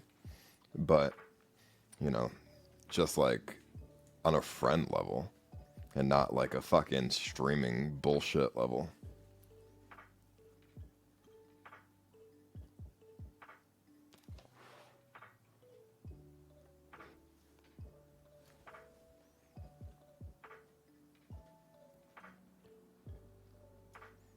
Nah, bro, I don't need help from SSJ, bro. You got me fucked up. Why would you want SSJ back?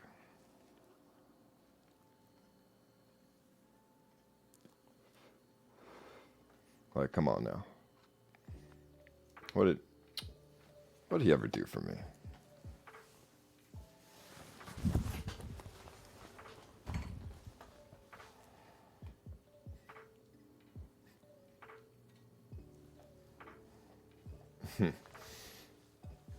And that would go against my wanting to surround myself with good people and things like that.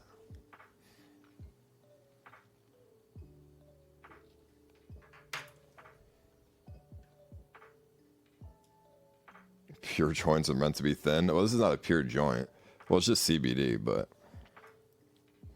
do you know what SSJ is doing now? I have no idea, bro. Okay. Actually, I do know. Last thing I heard was this. So there was this guy that I knew in LA. His name was Jagger, and he was recording me for a documentary back in the mansion, if you remember the guy with the camera.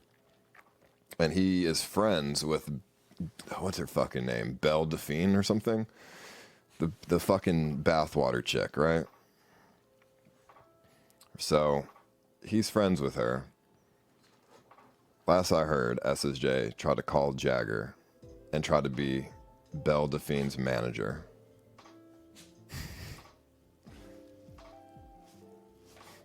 That's the last I heard, because that's what he told me. And obviously that was not gonna happen, dude. But I thought it was funny to hear.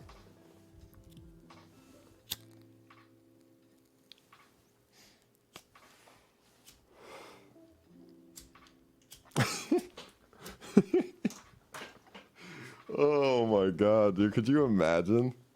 Oh man, listen. It's so funny.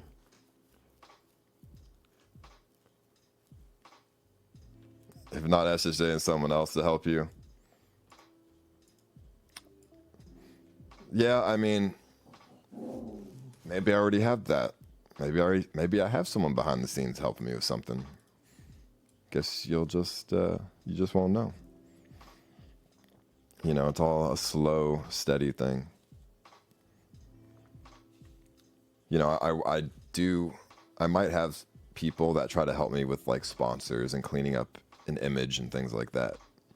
But there's nothing that you're going to see directly, like a Jacob or something. That's just not what I'm going for right now. I mean, if you really want to know, so you guys know Gengar. He's, believe it or not, he's helping me get sponsors. Okay. Gengar's been emailing different companies and he's trying to help me get sponsors.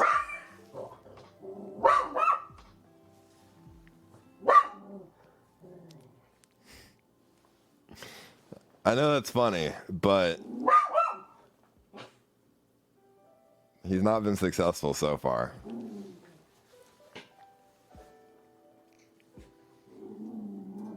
No, I'm just kidding. Gengar's not my fucking manager, but, you know, I do have people behind the scenes. They're just not very obvious because they have different goals and positions right now than what I have had in the past.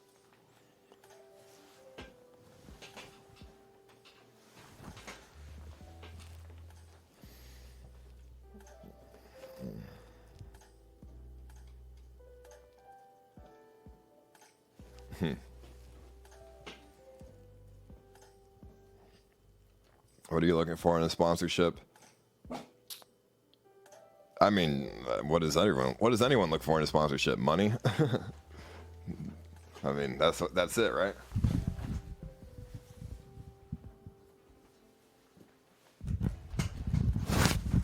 Money for as little work as possible. That's what you look for in sponsorships. How much money will you give me for as little work as possible?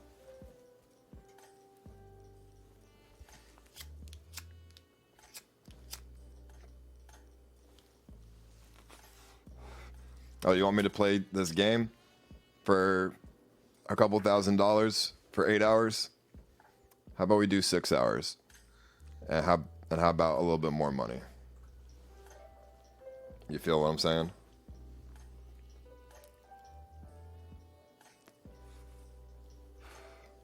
Negotiation.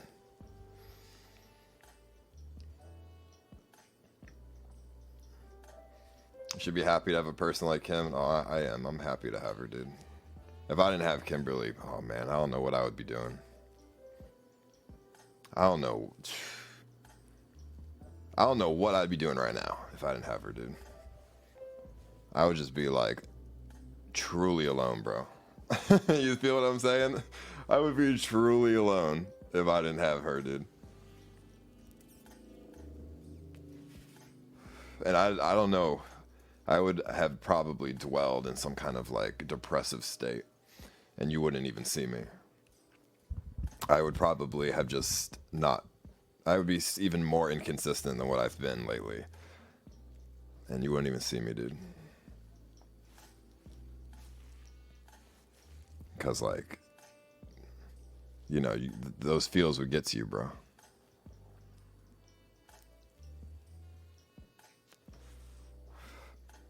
Maybe I do some fucking picking up girl streams, but that's... I don't even like any of the girls that I pick up on stream usually. From the past, they're all just fucking weirdos. Any girl you meet on stream with a camera and you have sex with, it's not gonna be a girl you want to date, you know? It's just like a fucking... It's just for the stream, bro. And then if you have sex, it's just like, whatever, you know, one night stand type shit. One night stands aren't fun. They're lonely.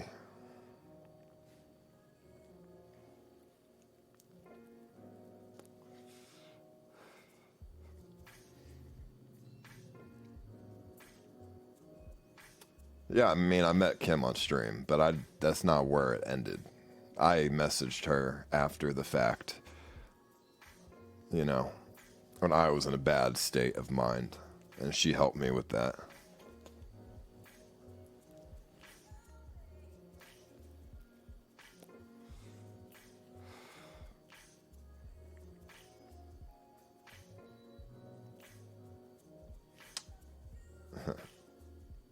Yo, celebrate. The trip will start when I get the modems in the mail. The live view modems. Which I ordered them 3 days ago, so they should be here within like 2 more days. I would assume 5 business days is how long it takes to ship something from California to Texas.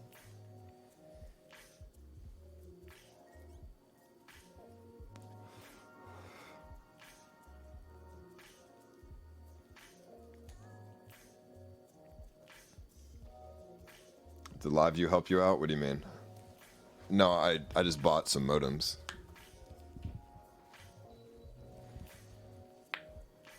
Are there some outdoor IRL streams coming up?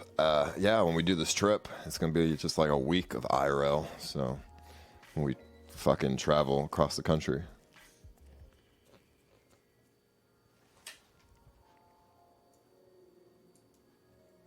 I mean, realistically, I can have events without a cast. But I mean, making events is how you form a cast anyways. I'm the Pope.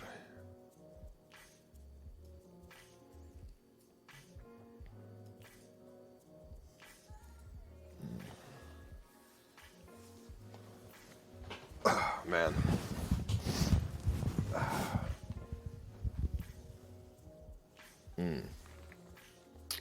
Some good old water, nothing beats it, dude.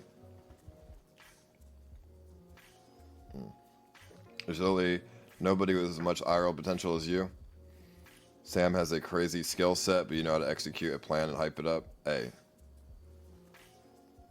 that's easy. How much money did you make by hunting birds, bro? We made no money on that stream. We didn't even find a single one.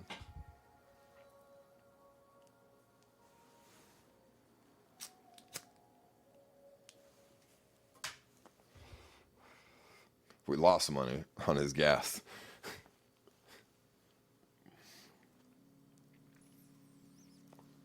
What kind of water is that? It's water from the refrigerator.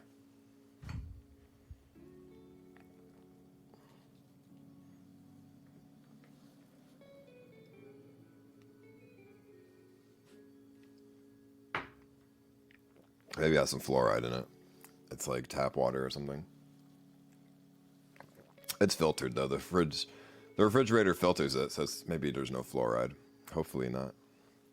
I'm not living in Flint, so I think we're good. Any future events planned? Well, Hondra, I'm going on a trip across the country in a couple of days. I would consider that somewhat of an event. So yes, I would say that is what the next one will be.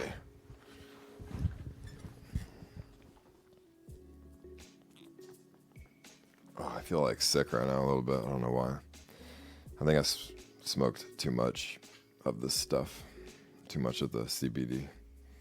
And I don't feel that great at the moment. It's like a little anxiety, a little bit of CBD, kind of mixing, not really helping.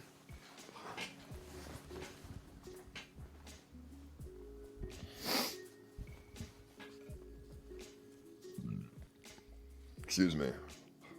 Remember the CBD edible you had in Spain, Amsterdam? I didn't take any edibles. I don't like edibles. I didn't take any edibles. Mixer needs some exclusive content to draw more eyes to the platform. Oh, they'll get it. They'll get it. Soon enough. I mean, they have some exclusive content already. They have Ninja and Shroud. Myself. No, I'm just kidding, but no, they have a lot of shit on here. I mean, if you like games, at least. You have to like games, though. It's a gaming site, you know? I'm the only not full-time gamer on here.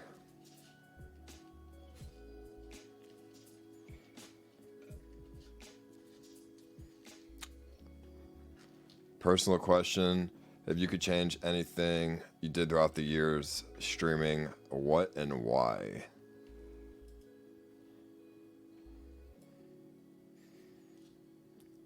I would moderate my community more. That's what I would do. If we're talking about things that I could have done streaming wise, if we're not talking about like events and stuff that have happened, moderation's very important.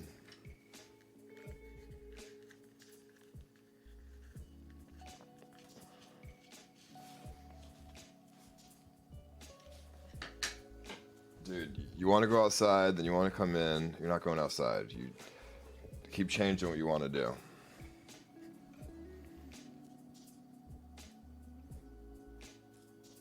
I started fun IRL, yeah. Hey Snoopy, come here. Look at that. See, I try to pet him, he runs away. He fucks with me. He's like trying to play, dude. Oh, there you go. Now he's sitting, now he's letting me pet him. How you doing, Snoopy? What do you want from me?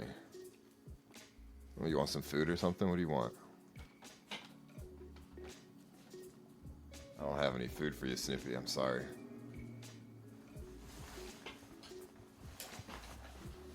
You want to come up here? Yeah, now what are you going to do? Now what are you going to do? You gonna bite my nose? That's all you do is bite my nose.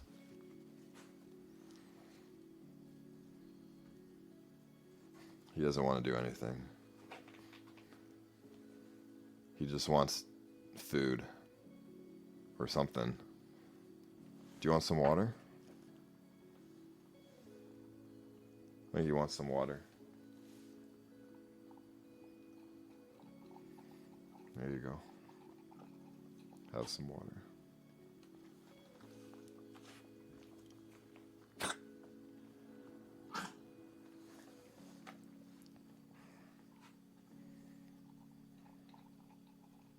It's normal shit.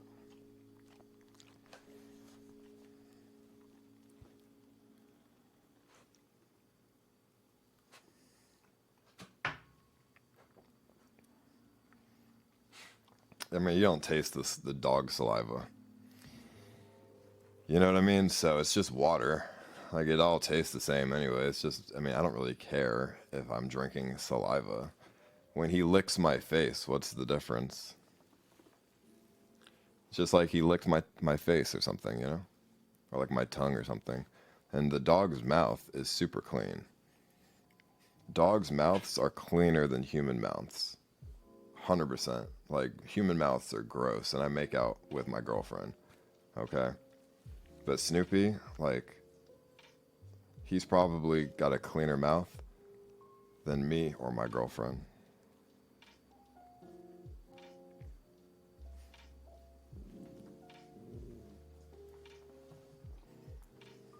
Because, you know, he has no bacteria.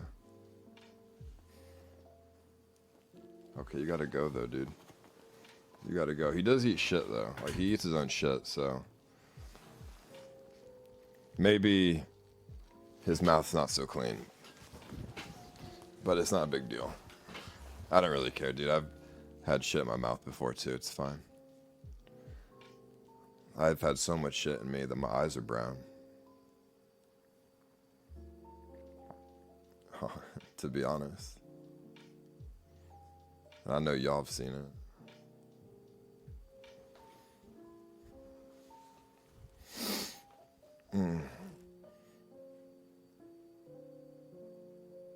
It's the joke is because I'm full of shit. That's the joke. I'm so full of shit, my eyes are brown.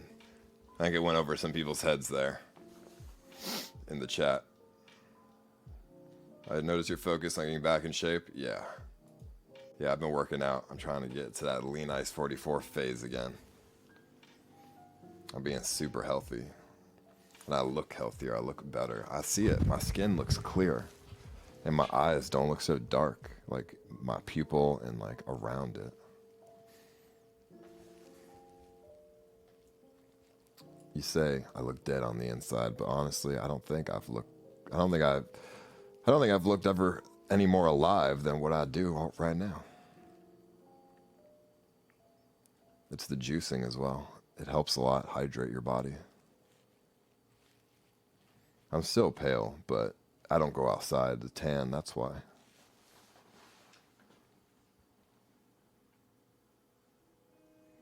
Will daily streams come back? Hey, when I have shit to do. I mean, I've been pretty consistent already, past month, so that's not bad. That's not bad at all. And it will, I like that GIF. And I do think, when we travel, like probably go live every day for like a week, dude. Put some energy in your voice, bro. I mean, I'm kind of tired. I've smoked like 3 joints of CBD. So, you know what I mean? Like, hey, I'm just kind of like chilling, dude. I'm not stoned. It's just CBD. So don't worry. But I'm like relaxed. You feel what I'm saying?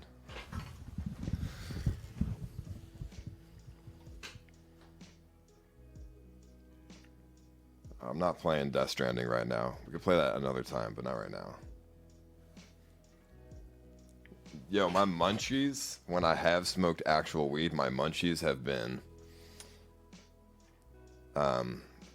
cereal, Nutter Butter cereal, or Pop cereal, and cranberries. Yo, have y'all ever had cranberries before? Like, not fucking cranberry juice, but the berry, like a fucking cranberry, dude. Hold on, I'm gonna go get some cranberries. Let me show you about this cranberry hype.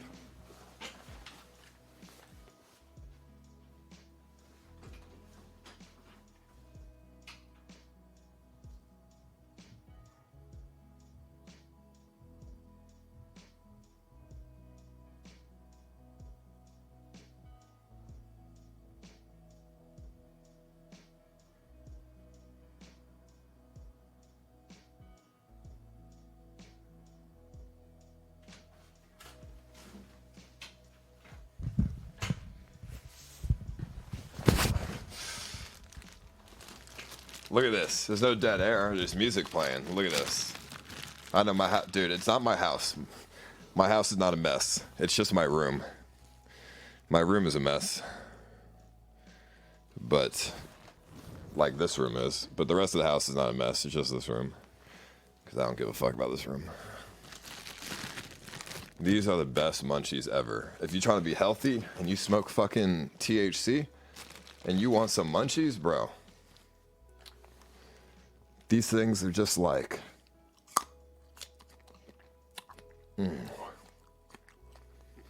wow.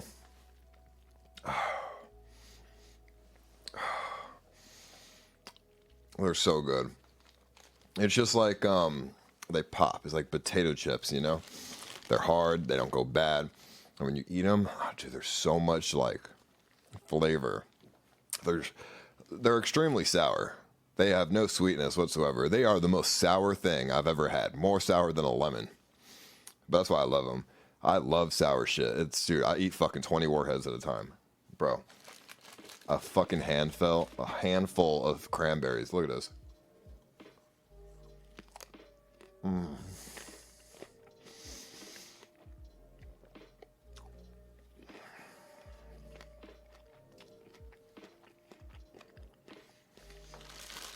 Oh man, those are great. I had some cranberries this morning after I brushed my teeth and I almost threw up. Because that, bro, they are bad. Don't brush your teeth and eat cranberries. That's literally the worst thing ever. For some reason, it tastes like fucking shit. It's like eating an orange or something after you brush your teeth. It's bad. Mango increases your buzz? What do you mean? Why would mango increase your buzz for anything? It's just a fruit.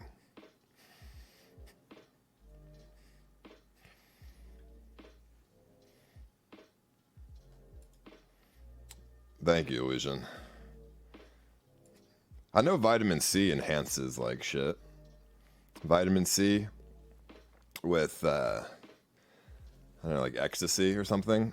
That shit enhances it. I don't know why, but take a vitamin C tablet when you're on like a fucking Somali, and that shit, you go like from here to here, dude.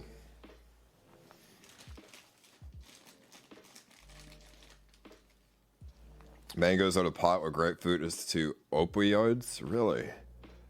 Well, I'm not smoking pot, so I'll just try another time.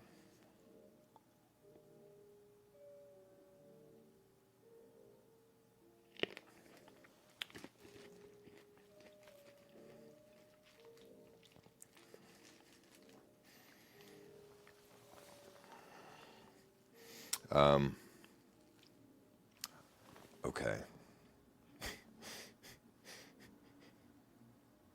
What's my plan for the driving stream? Please just point the phone at the road. Yeah, so I'm just gonna point the phone at the road when I'm driving and talk to myself and have donations on. That's what I'm gonna do. Because then I'm not distracted by the phone. You guys aren't distracted by me. Win-win.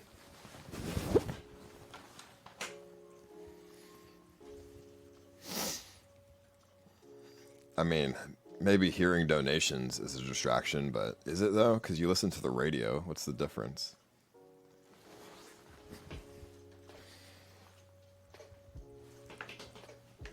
You know what I mean? So, yeah, it's like talking to someone in the car. Exactly. It's not going to be a 24/7 trip, no. But it's going to be, you know, a good one. Quite long streams, I would say.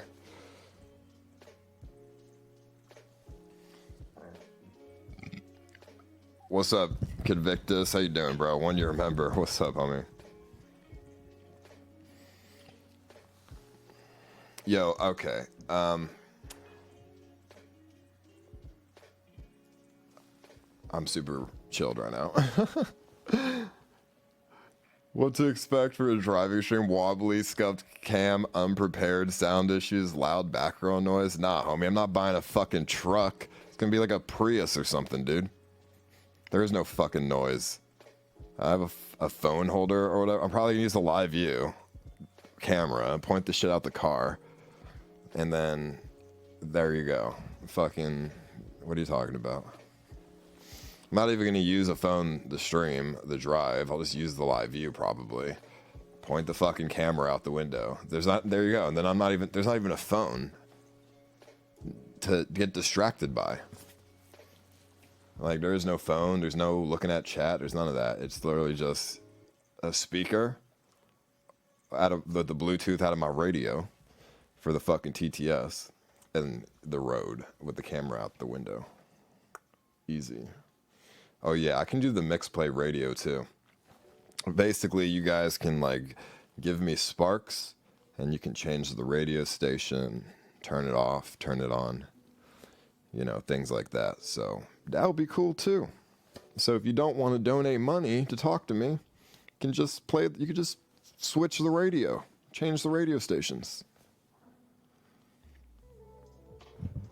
Yeah, we got to set that up, Scuffed, but we will. Don't worry, we got time, bro. The mixed-play radio is shitty though. What was wrong with it? It seemed fine for the one time we used it on the RV trip. I thought it was kind of funny because people were just trolling, trying to and like turning off the radio and stuff. I thought that was kind of funny. Yo, Reapers, I think it's 5 business days for it to come, and it's been 3. So probably 2 more business days.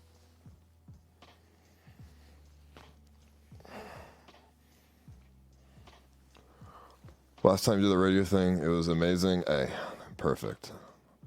Be more interactive, otherwise it'll be a burger driving stream. Well, hey, my interaction's gonna come from me talking to myself and people who send donations to TTS, because I can't read chat when I'm driving.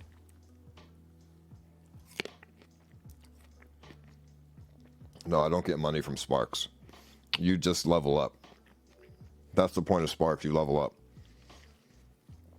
You use the Sparks to interact with the stream, and then you level up. And then I notice like a bigger message, you know? That's all it does. Or you can use the Sparks to like change the radio station and stuff. Yeah, I'm just going by myself. Sophistication. What will you do to prevent dead air? Well, I'm a pretty good talker. I can just talk all day, dude. So even if nobody donates on the fucking cart, on like the driving portion, I don't need people to donate. I would like for them to donate so I have stuff to talk about instead of having to just pull shit out of my ass. But if nobody donates, I can just pull shit out of my ass for 5 hours on a drive. It's not that hard. Like, I can just talk to myself for hours, dude.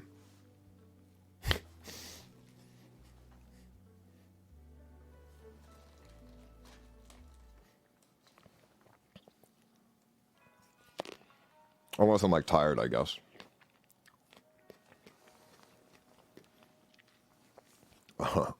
Is that a talent though, or is that just narcissism? Dude, I talk to myself daily in the bathroom. Dude, when I shower, I have full-blown conversations with myself in the shower. What's up, Unsmart? Like, I literally talk to myself in the shower like I'm at a job interview. I don't give a fuck if it's weird. And I know Kimberly can hear me talking in the shower, and I don't give a fuck. She'd be like, who are you talking to? I'm just like, myself. What's wrong with that? Or if I go smoke, or like go for a walk or something. Dude, when I go for a walk, when I walk Snoopy, I talk to myself out loud. And I have a conversation, and I'm like, this is what I want to see, this is what I want to do, this is how I feel, how you doing, blah, blah, blah. I feel good today, maybe I can do this today, do that, you know. Out loud thoughts, and that's normal, because other people in the chat do it too. Thank you, Big Nasty. Hey, okay. Kind of like CBD'd out here, but I'll take a few more. Yeah, I don't really care if it's awkward. If people see me talking to myself, I don't really give a fuck. I'll just be like, I'm talking to myself.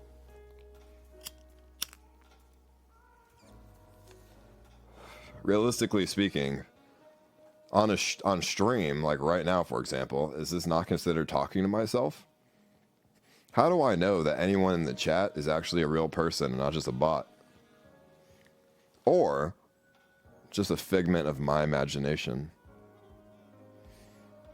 I could just be talking to myself.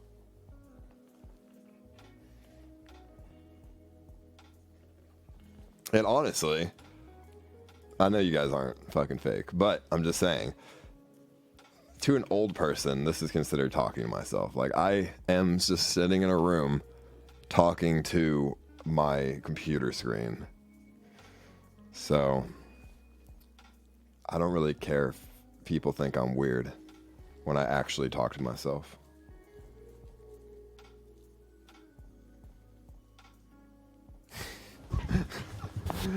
I mean, hey, I would say interacting with a chat room is a lot different than interacting with a real life person for a couple of reasons.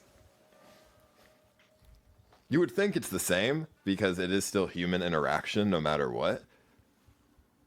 But it's different for one of the main reasons is the chat.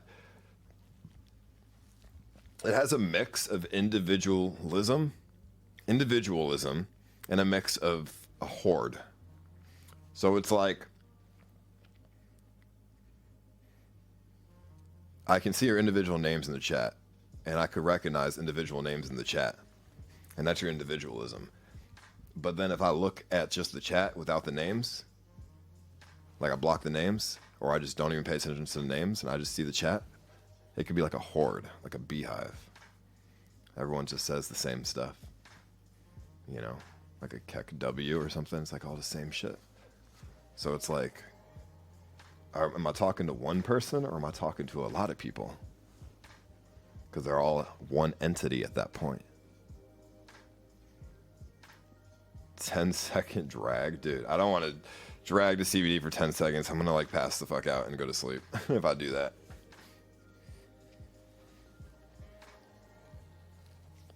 Do you think of all of your viewers as equal? Well, I mean, you're all in the chat, so yes, I would say so.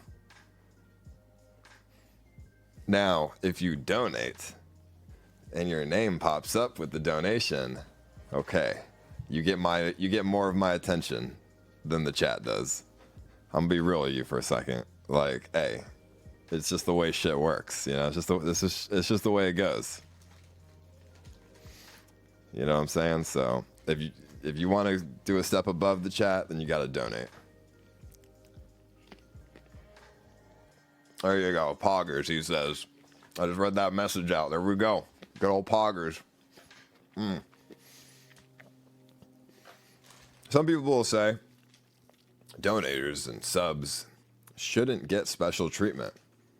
And I agree. If you're a fucking moron, I'm going to ban you, donator or not.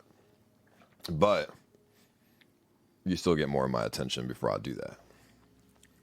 You get the same consequences, but you don't get the same everything else. Attention PLZ. Unsmart. Right there. Hey, my dude, my homie, my best friend, who I will hang out with every day if you come to Austin off stream. Unsmart. Hello. How are you? Thank you for the $5.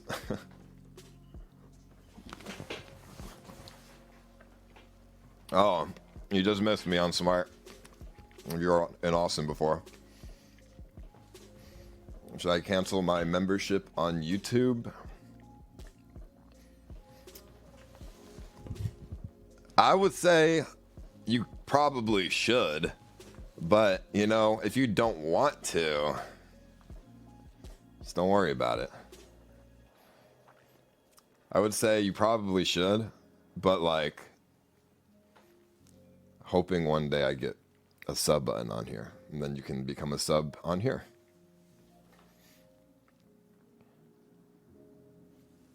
But, you know, in the meantime, before I get a sub button, I'm not going to advise people to not be a member on YouTube, because that just isn't financially in my best interest.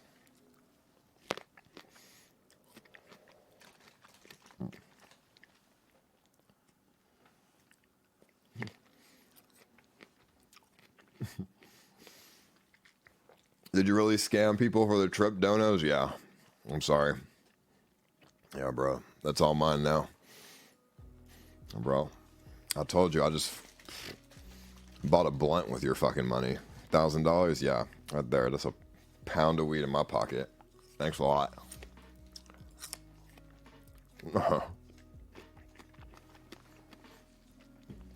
No, Crispy, they're not. I don't think, at least. When are you going to start the podcast? Well, I have somebody making some sort of... So I have some guy helping me with this like podcast idea, and I'm just like, give me some more ideas. And he has like a I'm not gonna say who he is, but he does like charity streams on Twitch, and he's like a charity like streamer. Don't really know what to call him, but he's helping me because he sets up like shows and shit. So he's gonna help me set up some ideas, and I'm gonna see if I like the ideas, and then he's gonna help me with the ideas. It's not a big streamer. It's like a company, dude. It's not a streamer.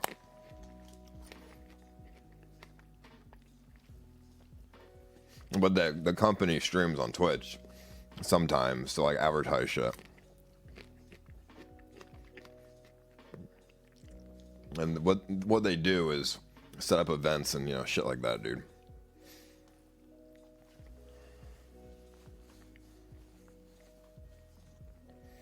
Snort a cranberry? Dude, I'm not snorting a fucking cranberry. You see how big these fucking things are? Come on, G. Like, look at that. It doesn't even fit my nose, dude. Actually, it kind of does. I got a big ass nose, but no, I'm not gonna snort that in, dude. It's literally gonna fucking choke me if it goes down my throat.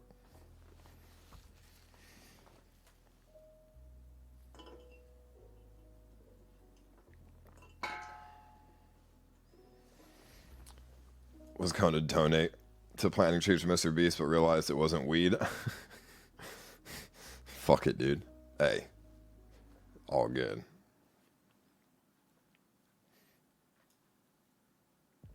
If you got partnered on Mixer, but had the chance to go to Twitch, would you? Why or why not?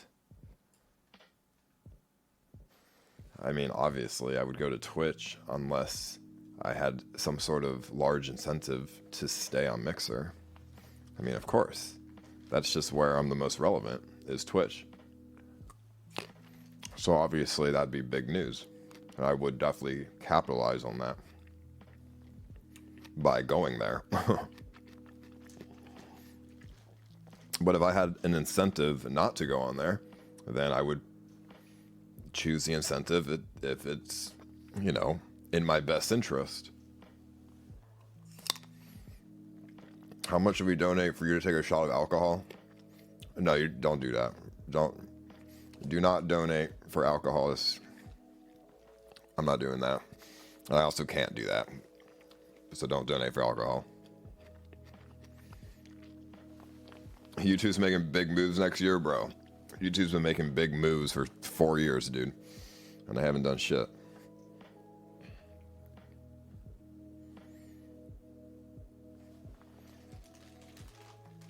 How much would Mixer have to pay you to stay? Nah, bro, it's not even like that.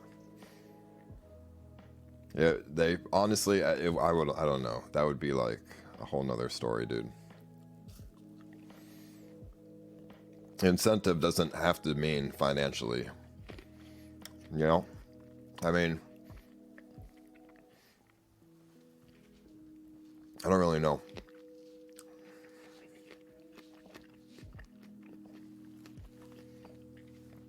You know, I'm streaming on Mixer for 3 years. And then I get banned on Twitch. You know what I mean? Like, I probably am going to have a hard time just dropping Mixer after 3 years of building something on this platform. You know? But realistically, like I said, if it's in my best interest, I'm just going to take whatever option's the best at the time.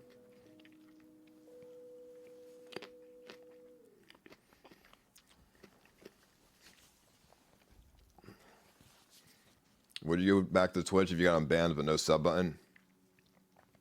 It just depends. It depends at the time. This is not for alcohol. Yo, thank you, STC. I appreciate that, homie. Thank you so much, dude. It depends on the time. Let's say, like I said, if I get unbanned in Twitch in like 3 years, right? If I'm 3 years on Mixer, then and without a sub button, no, probably not. Maybe do one stream on Twitch, get a fucking all that hype going, and then fucking, all right, I'll be on Mixer, bro, where I got a sub button. You know what I'm saying? Like, it just depends on like what's going on at that time in my life. But if there was a sub button, then that'd be another story, because you know them primes are heavy.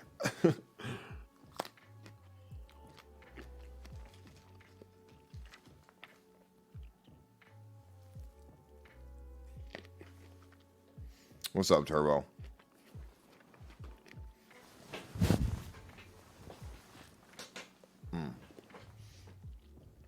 Would you stream every day for 10 mil 5-year contract? Yes, of course. What do you mean? I mean, bro, if I ever had a 10 mil contract for 5 years and I had to stream every fucking day, of course I would. Like, that's fine, sure, because I don't really care if I have a bad stream one day. At that point, I guess I got my fucking check. I mean, you know what I'm saying? I'd be able to just like, okay, I have no expectations. Let's just chill.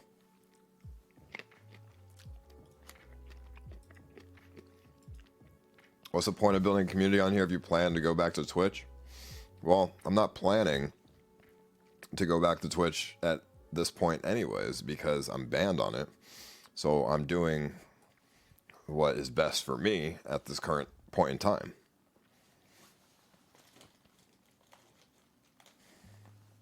I mean, granted, if I got unbanned, that would be another thing to talk about. But since that's not the case at the moment, shouldn't even think about it.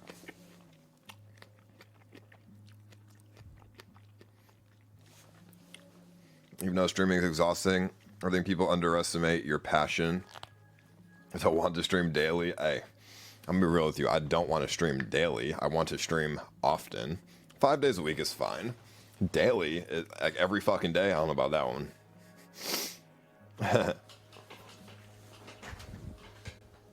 But I do have passion, that's for sure, to be an entertainer.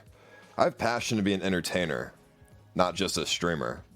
You know what I mean? Like, streaming is just one way to be an entertainer.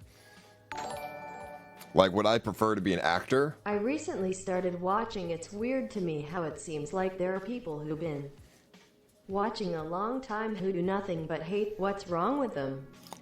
Like, some of it's trolling, okay, but some of it is obsessed. Don't worry about it. It's just the way the cookie crumbles, dude. I mean, listen. Would I want to be an actor instead? Depends. Like, bro, if they put me in the It movie or like something, bro, they put me in the fucking the Avengers movie, yeah, I'll be a fucking actor instead of a live streamer. But if I had to do like commercials and shit, nah, I don't really give a fuck about commercials. That's not being entertaining. I want to be an entertainer. Growing up, I wanted to be a stand-up comedian too, and like sometimes, and I used to always tell myself, I'm not gonna write jokes. If I became a stand-up comedian, it would all be off-the-cuff improvisation. Like, I would just improvise for all of my stand-up. I would walk up on stage with no written shit, and I would just talk and be funny. Because that's just what I thrive in. I took improv when I was younger, and I'm good at just making shit up, like, on the fly. Granted, I don't think that would actually play out very well, because being a really, really good entertainer with just improv would be really fucking hard. Because most of what you're saying has to be jokes and not just talk. But I think, honestly, if you're charismatic enough, you don't have to be funny to be a stand-up comedian. Because, you know, I've watched some comedians that, like, they don't say that many jokes for the hour that they're on stage, but they're enjoyable to watch. You know, the way they talk is, like, interesting and entertaining.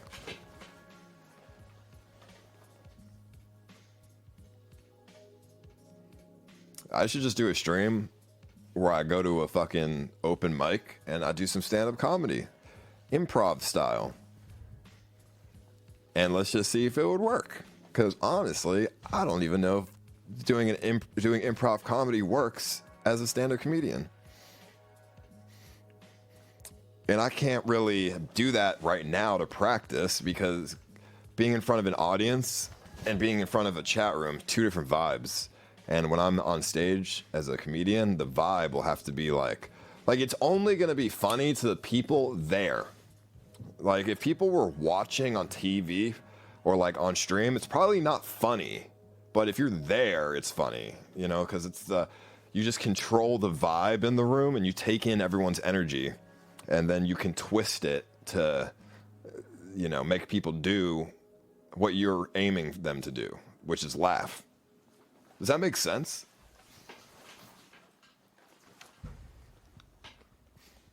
Improv comedy doesn't work well? Yeah, but I would do more than just improv. I would, you know, try to control the energy in the room as well. But we'll just do it on stream one day. I'll find an open mic. We'll do it on stream one day, and I'll go do some stand-up, and we'll see if I'm actually a funny person or not. Or if it's all just make-believe.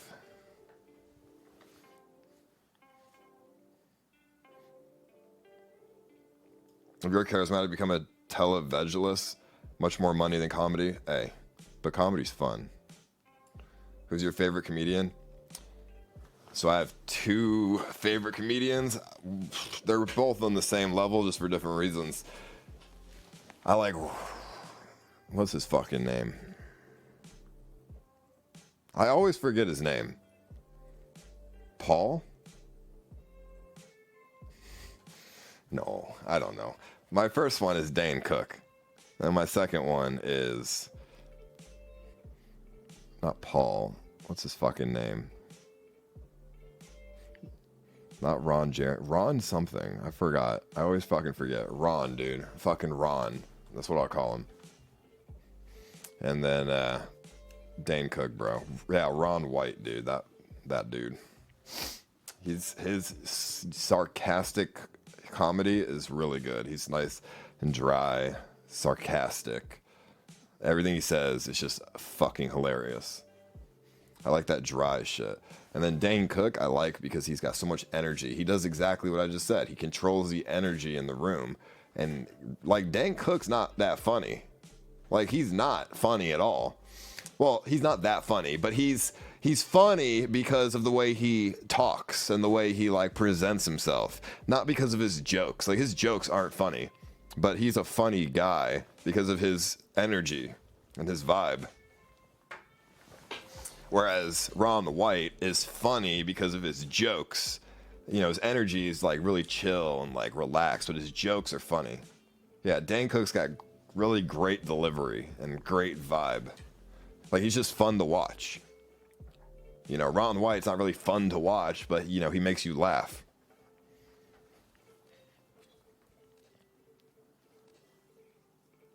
So, I don't know.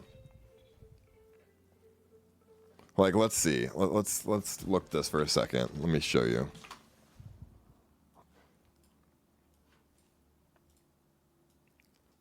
Okay, so how many of y'all have seen Ron White? Let's just find a fucking skit, dude. Like a short fucking skit. Yeah, right here.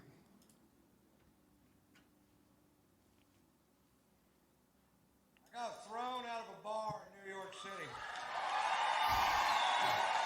I mean, look at this guy. Smoking a fucking cigarette.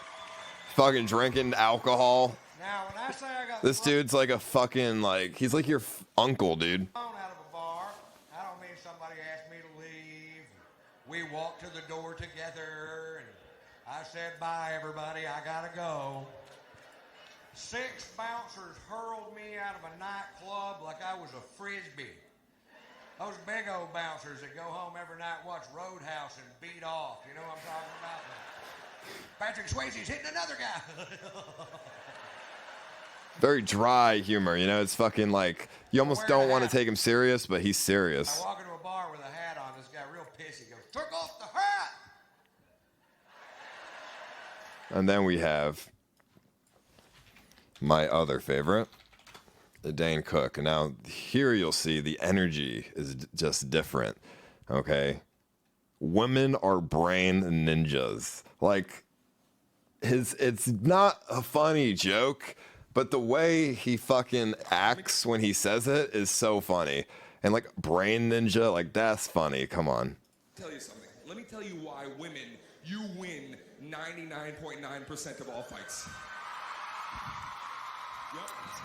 See, like, he takes that, he talks about the women in the room. Like, I'm one of you. I'm one of the women. Let me tell these dudes what us women have to go through. Like, he takes their energy and then he puts it out. And it's like, it's not a joke, but it's like they fucking laugh and shit and they cheer. And I'll tell you why right now. Here it is. Because you are mental terrorists.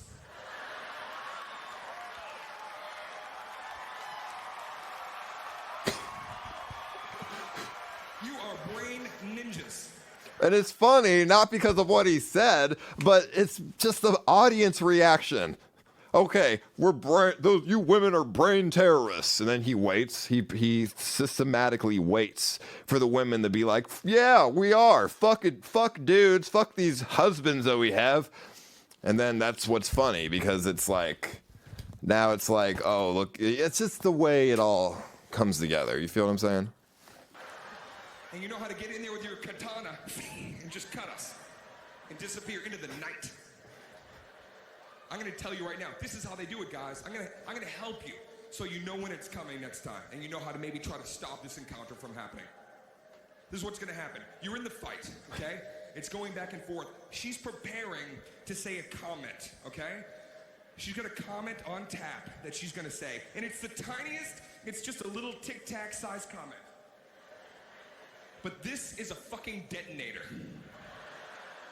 And she's gonna say it, and it's gonna go deep into your cerebellum, and it's gonna sit there. And at some point, 3 days later, 30 days later, it's going to explode, rotting you from within. I'm telling you right now. She's gonna say this comment, and here's when you know it's coming. Physically, I can show you when it's coming right now. So, as you can see, Dane Cook's not funny.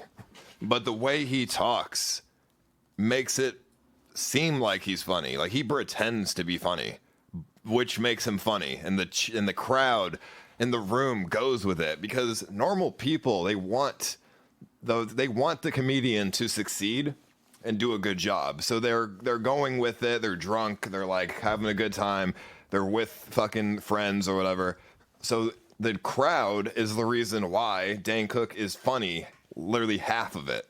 So, you know, it's like, it's just, comedians are better presidents than politicians. Okay? They know how to really fucking move the crowd. The physical movement that she's going to give to you. If you're saying, Dane, how do I know? How can I prepare myself? Here's when it's going to happen. During the argument, there's going to be a point where she's going to stop and change her game up. The minute she starts agreeing with everything you're fucking saying, look out. You are in trouble, okay? And I'll show you physically what's going to happen. You're going to see her leg do this. Yeah, so shit like that I could do. Doing more of like Ron White comedy, difficult. Doing Dane Cook's comedy, a lot more easy for like an improv routine, because all he does is like work the audience. So, you know, that's kind of that's what I would do if I was a stand-up comedian. I would do like a Dane Cook vibe and just work the audience.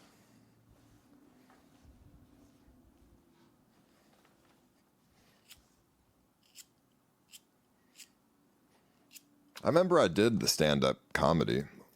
I have a video on it. I did stand-up comedy one time on my streams ever, where I told the transvestite story.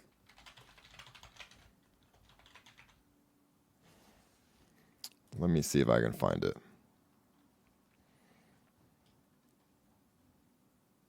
There's way too many videos of Ice Poseidon and transvestite.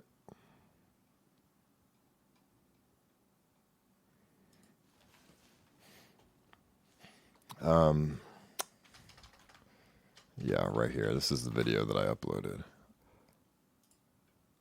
Yo, what's up, guys? All right, yo, sorry about that. I had to switch some what the fuck? I had to switch some settings to make sure everything was gonna look good. I didn't know it was a. Let me go up to where I do the stand-up. All right, here.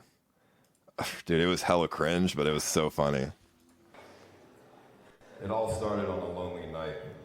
From the beginning. From the beginning. Boom. There we go. Thank Thank you. Thank you.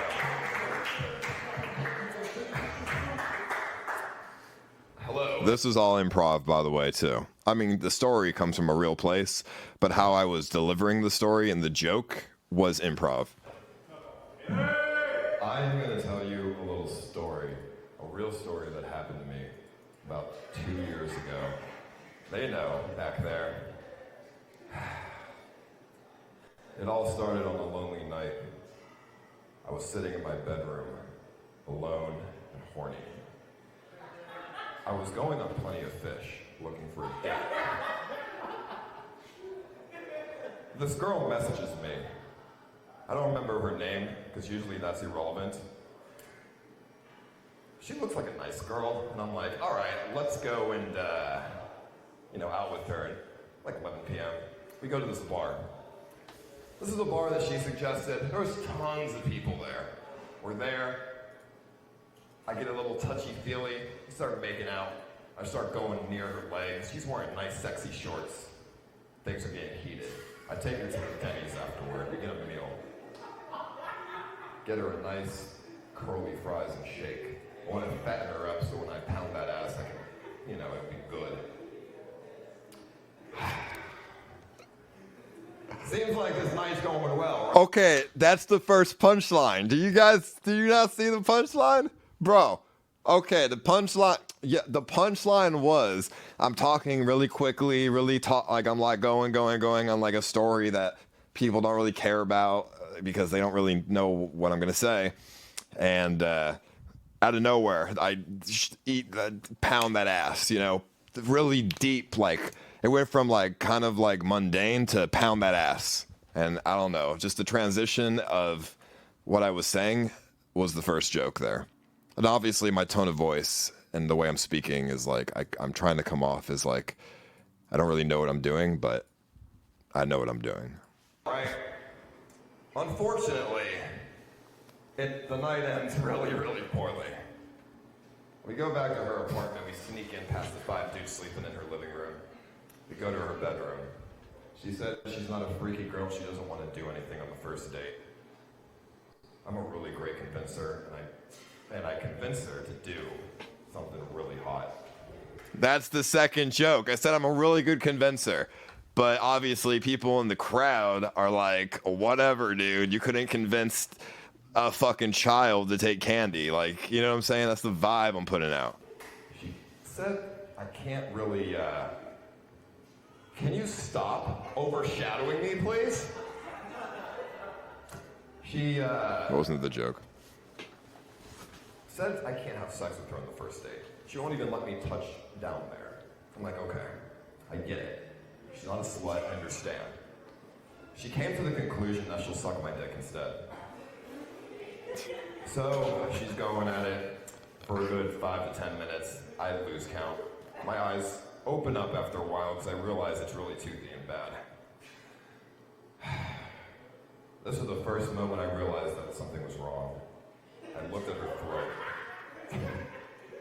I looked at her throat and I see a bump.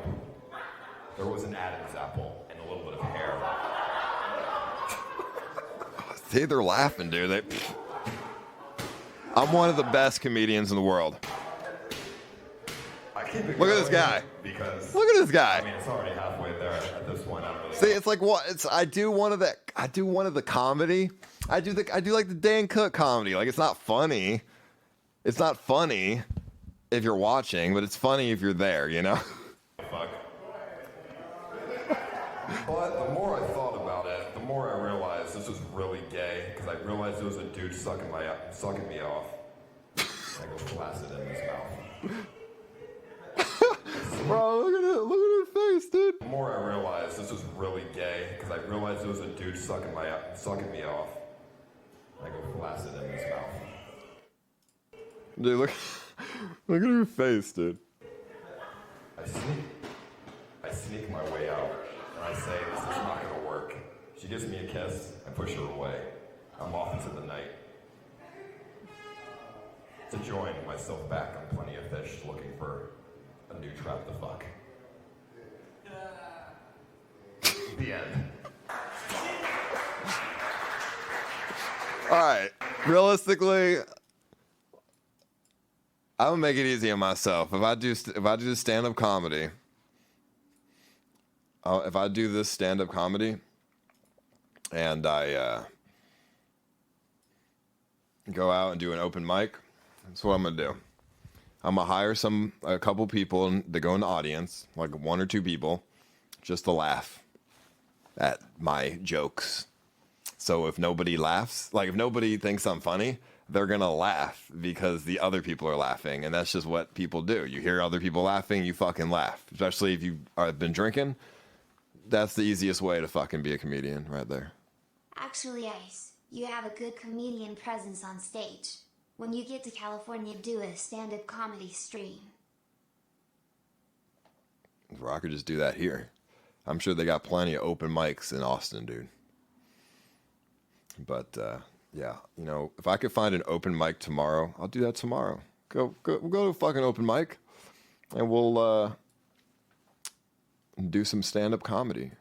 I don't want to have to wait in line though, and so I'm gonna have to like call ahead and make sure the stream's not 2 hours away in line. So, oh yeah, Stevie, I'm gonna need you. Make sure you come to the stand-up show and laugh as loud as you can at all of my jokes, Stevie. Okay, and then the crowd will fucking love it.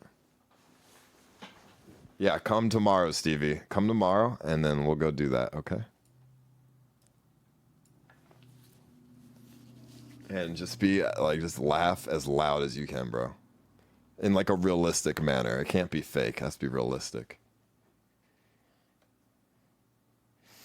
Oh, dude. We could even get we could get some viewers that live in Austin to like come in the crowd as well. Nah, but then it's like more fake crowd than real crowd. So never mind. I want a real crowd of people who aren't in on the joke.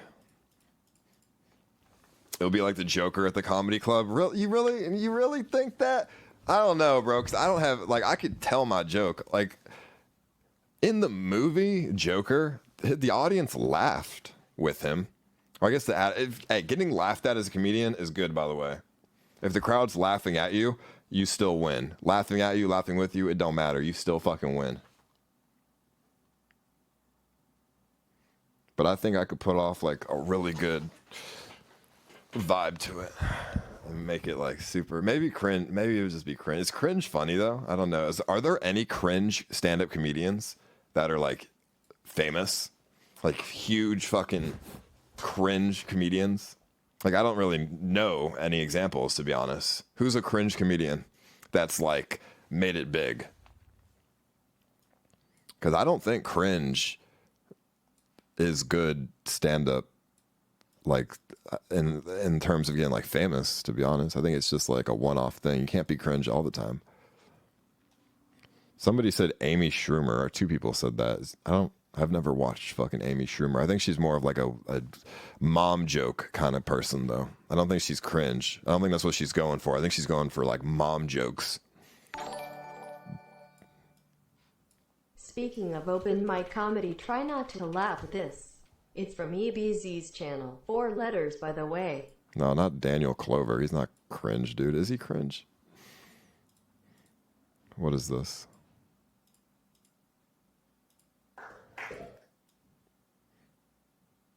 The fuck is this?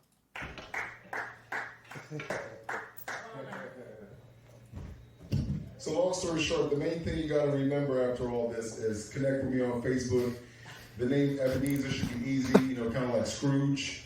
But remember 4 letters, L-E-M-B-E from Lembe. So L-E-M-B-E. And yeah, we're doing the work remix. Here we go. This is a comedy club? Yeah. Dude, is he rapping at a comedy club? No, he's not. He's haha club, bro. He's rapping at a comedy club, dude. What the fuck? Can I get more volume? Is that on purpose? Come on. Can I get more volume? Yeah, I say. That's what you gotta do. Come on, yeah. That's what you gotta do to make it in this industry, man. Come on, yeah. I say, anytime now. It's the ricochet, pulling easy peasy. Henny in the bottle, package on the mirror. Stranded in bravado where the money make you bitter, but you know we don't admit it. Nigga get offended. Nigga got friends, cause all they talk is business. Always in a hurry. Walk a mile a minute, can't stop by the cops. And we ain't talking tickets here.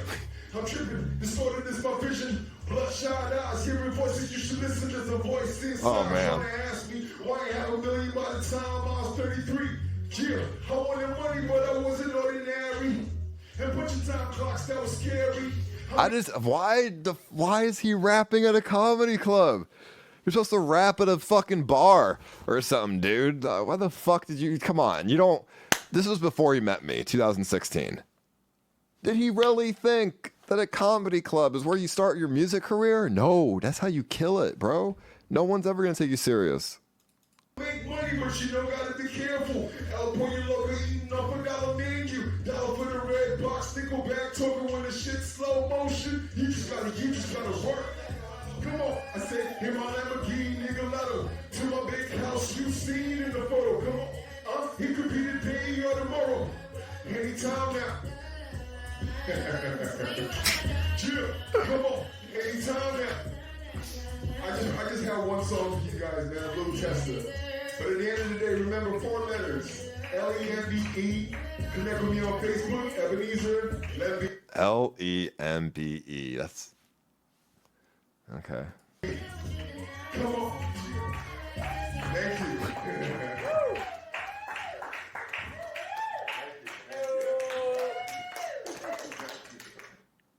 What the fuck? Alrighty. Come on, G. Yo, there was this one kid that I thought was funny. Don't remember what his name was. He was like a magician. He's like a comedian. He's like a kid, like a teenager, and he's a magician.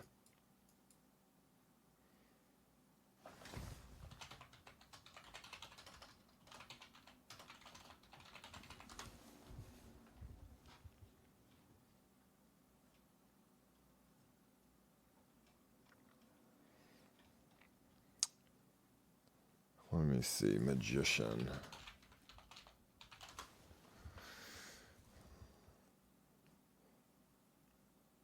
Oh no, it's something like this.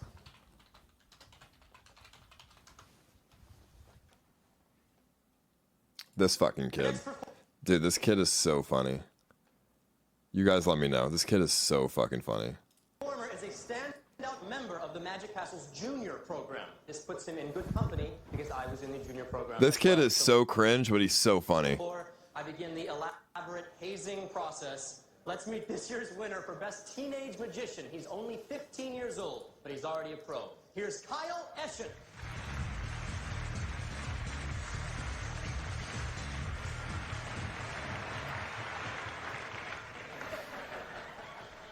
Magic has been my hobby for 4 years. Some people have other hobbies, like stamp collecting or friendship. I shall begin by rolling up my sleeves, which is difficult for me to do because I have a negative perception of my body. My first feat of prestidigitation is done with this white silk handkerchief, chosen for its high quality, durability, and the fact that it was 50% off at Target. You may notice I haven't ironed it in days. This is because I'm a rebel at heart. I shall shove the handkerchief into my fist with the numerous fingers that I possess. Yo, you guys think this is funny? My awkward phrasing which delights several members of the audience. You may notice as it passes through my hand that the handkerchief is changing. It goes in silk, yet it emerges a rayon blue. Well, the audience thinks it's funny. Therefore, he wins. And that's all a stand-up comedian ever has to do, is make the audience in the room like it. So I think I'm going to succeed greatly. But then there's people like this who bomb. Which I don't get how you could bomb, dude. Right. Like, bro, it's not that serious. If you, like, just literally just laugh at yourself and you won't bomb. Ladies and gentlemen, give it up to the next comic of the night, Fred Needleman. He He's like, this dude's he's taking it way too serious. Bro, he runs up and shit, grabs the mic. Bro, don't take it that serious, dude. This is why you bomb. All right, folks. Who's ready for some comedy? Oh, no, but seriously, who's ready for this Y2K bug? I know I'm not. I don't know nothing about my Hewlett-Packard computer, and what's worse, I haven't called an exterminator in years. Years. All right, that's a joke I wrote a while ago. It usually goes better. All right. I mean, honestly, this could, now that I watch it again, this actually could just be like a character that he's playing. I can't tell. Small confession to make. This is my first time doing stand-up comedy in over 10 years following a personal tragedy, and I've just been living my life like those years just didn't happen. But now I have accepted the fact that my wife died in a house fire, and I'm ready to get back into the game. So I'm gonna ask one more time, are you ready for some comedy? All right, so my wife and I were watching TV the other night.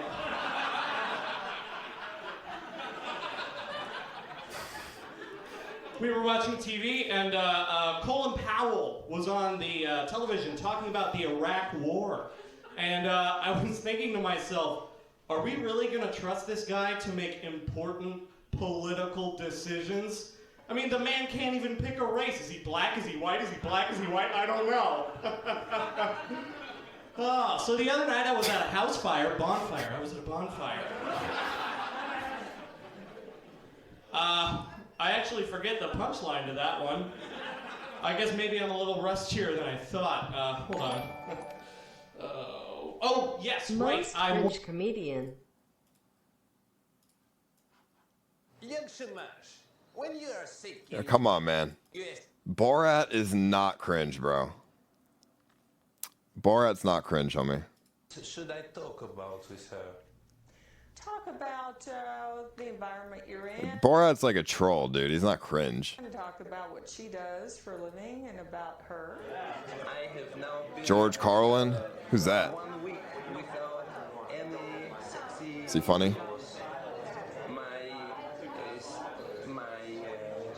Yeah, either way, somebody in the chat said it perfect. You can't force people to laugh. You have to make them want to laugh, which is easy to do. What makes something funny? Unexpectedness. That's literally why jokes are funny. That's the reason for a punchline in a joke. It's shit's unexpected. Watch Kill Tony on YouTube. 10 comedians come up for 1 minute. Skip first 10 minutes. Go to settings and the watch video it or 2 times the speed. Also, when you become a reaction streamer, watch videos at or 2 times speed for vibe. Kill Tony, Kill Tony. What is Kill Tony? Who's that? Let me see. Yeah, okay, I typed it in. Skip. Come on, skip first 10 minutes. Oh, right here. Lasts about 2 seconds with this one. There you go. We get it. They're blind. Hell yeah. Absolutely. I love this. Heck yeah. This is very exciting. This is the first time I believe we've ever had blind people on the show. Clearly, the band leader tonight is blind, what appears to be Hillary Clinton. Who said that? So these like random people that come up? I am Phyllis Watkins, Jeremiah's sister. That's right. Phyllis Watkins is here. If Jeremiah is out, I went blind from masturbating too much. I love it. And next to you, we have the great Chroma Chris, looking better than ever. All right, great jokes, dude. Fucking Interrupted. taking too long for this shit to start. 60 seconds here tonight goes by the name of Ahmed Mamau. Here we go.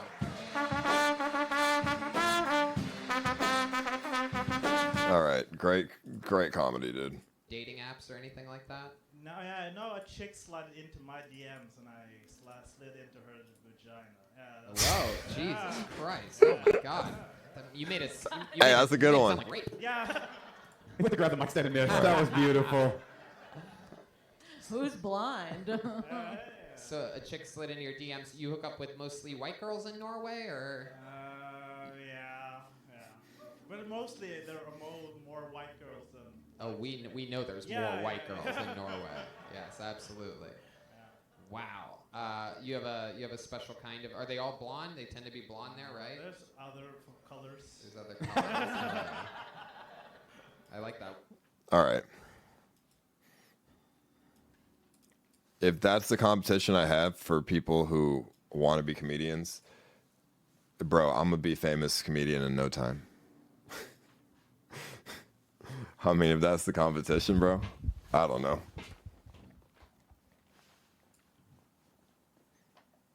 Realistically, though, if I ever wanted to get into another form of entertainment that wasn't live streaming, I think the best bet and like the most realistic bet that I have is voice acting. I think I could just do some like deep voice character or something. That's probably the only realistic other entertainment path I could realistically go.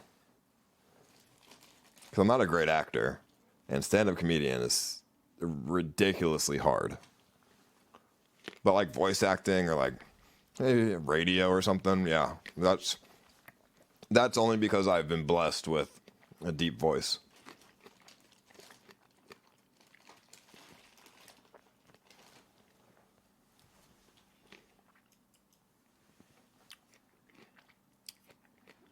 Huh.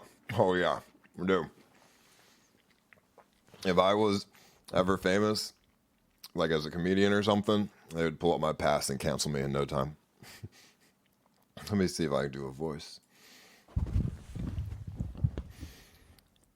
Give me a voice, chat. I'll do a voice right now. Let's do a voiceover. Let's see what I can come up with. I don't need no reverb. Come on.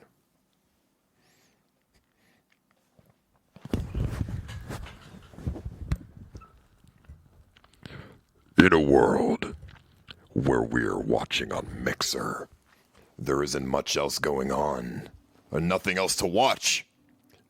But here you are, on Mixer. I don't know, that was not great, but I'm also, on CBD and shit and like chilling, so what's up? I can't do fucking characters, dude. I can't, dude. I literally, no, I can't do a character. I can only do my own thing. Hey guys, it's me, Mickey Mouse. How are ya? Yeah, see, this is pretty stupid and redundant because we all know what Mickey Mouse actually sounds like, and it's not this. Now, maybe I could be a new cartoon character, but to be honest, I don't even think I would fit on Rick and Morty. I don't think I'd fit anywhere. Maybe in a back alley smoking crack. But that's about it. Could use some work. Hey, there I did with the redundant again. I took the face cam off because it would kill the illusion if I had a face cam on. Hey guys. How are you? It's your friendly neighborhood crackhead here. Yeah, listen. I need to tell you a story. I used to smoke crack every single day. And lately I've stopped because obviously it's not very good for you and it makes you kind of skitty? Skitty, is that the word? Makes you kind of skitty. And I don't think it's really the best avenue to make yourself feel better. I like to go to McDonald's and get my hard-earned paycheck and not spend it on crack. I don't know, something like that's like a crackhead. Yeah, see, I think I could be a stand-up comedian just fine. Donald Duck, hey, you want some Donald Duck? I'll leave the cam on this time so you see how stupid the illusion looks.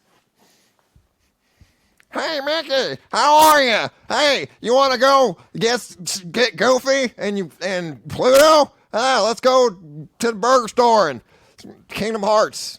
I don't know what Donald Duck sounds like. I don't watch Disney. I'm 25 years old, but I guess I'd be like his grandfather or something. I think he sounds like this, just doesn't breathe when he talks, and that's basically it. I don't know what Donald Duck sounds like, to be honest. Hold on, let me pull up a Donald Duck, because to be honest, I don't really know what I'm supposed to be sounding like. Donald Duck. Talking.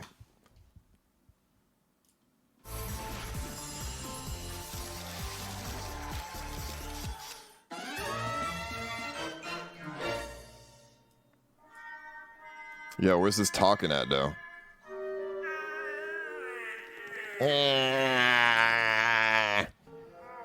Let me just get the vibe in my throat. Let me suck in his throat.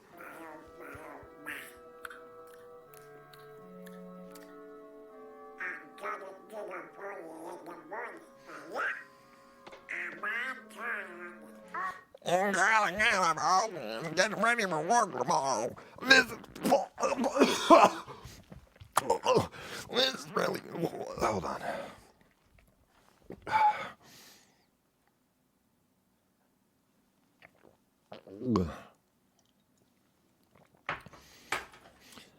We have a really hard voice to do because I don't really know what I'm supposed to sound like. I did have to train my voice in such a way where you can barely hear what I'm saying, but just enough so you understand the words coming out of my mouth. I got work to do tomorrow. We gotta go to sleep and wake up and talk to Mickey.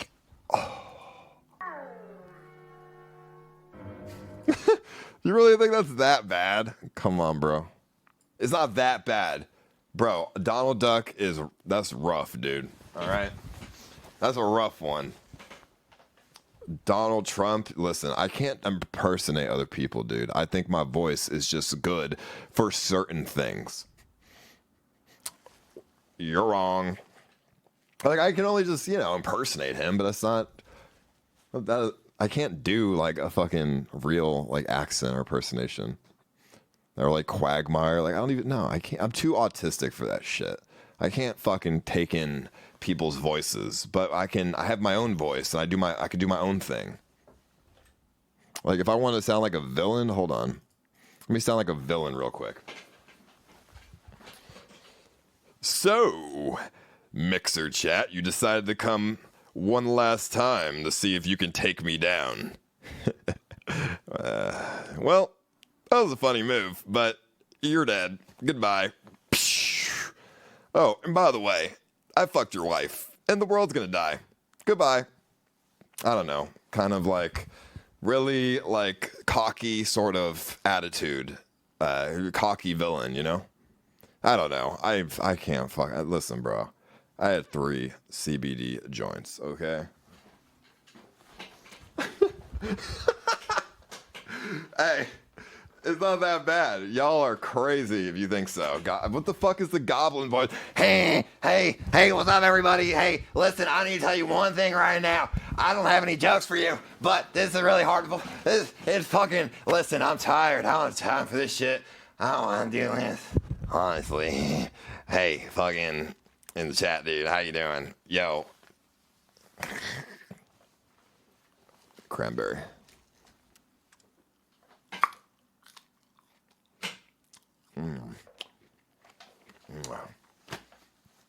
Oh, that's some good shit. That's the only voice I can do. It's just goblin shit. Hey, I'm a cast in a movie as a goblin. Hey, how are you, sir? Can you have any money? Listen, you're not going to be able to cross the bridge without money.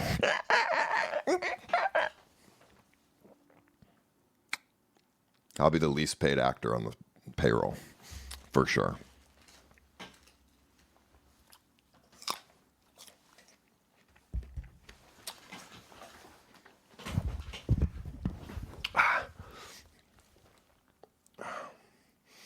Read a news article like a newscaster. Read a news article like a newscaster. Okay, give me an article. I'll read it as charismatic and amazing as I could. Like, I'll be like on one of their... what's his fucking name? Old man, CNN. Don't know what his fucking name is. I'll be that guy. I'll be like... I'll be a newscaster that is paid millions of dollars a year and one of the top ones in the world. Wolf Blitzer, let's go. I'll be fucking Wolf Blitzer right now. Something recent. Ukraine, Donald Trump. Let's see. This is going to be a pretty funny one.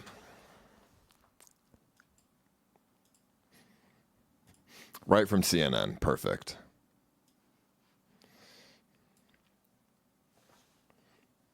All right. I don't really know the story, so I'm really going to have to improvise on exactly like the word that I'm on, because I don't know where the story's going. I'm only going to read like a paragraph.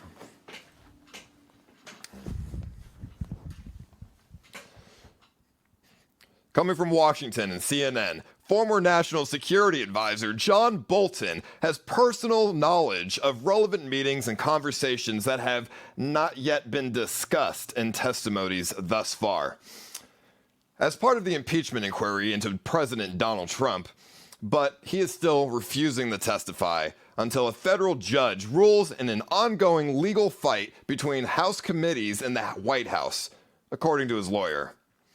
Bolton's lawyer, Charles Cooper, wrote a letter to lawmakers on Friday in which he discussed the idea that his client could offer new details related to the impeachment probe, as well as additional context between events and have been described in other witness testimony.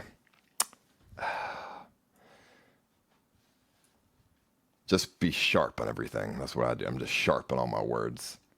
Because that's, that's not bad, right? Yeah, I think news anchors. Turn YouTube video quality down to 360p and watch Kill Tony at 1.7. 5 or 2 times speed. It is really funny. The vibe of your stream. You are really funny, but you have to stick to it because it is. You can react to videos this way. Well, I don't want to watch like a fucking hour thing of the Kill Tony, dude, but thank you so much. I'll watch it at some point, though. Thank you. What's another news article? What's like a recent fucking news article that's something that I would understand what's going on? Because I don't know what's going on with Donald Trump in Ukraine, but so I don't really know how I'm supposed to act. I'm not just reading. I'm not just reading. I'm putting a persona on, like a fucking newscaster persona, dude.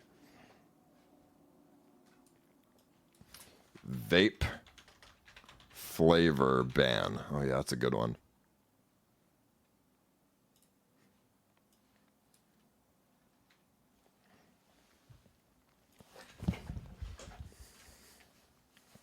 I gotta be like a serious, like, I'm speaking to the parents right now. Speaking to the parents. Okay, kids don't like me. I'm hated by the hippies. All right.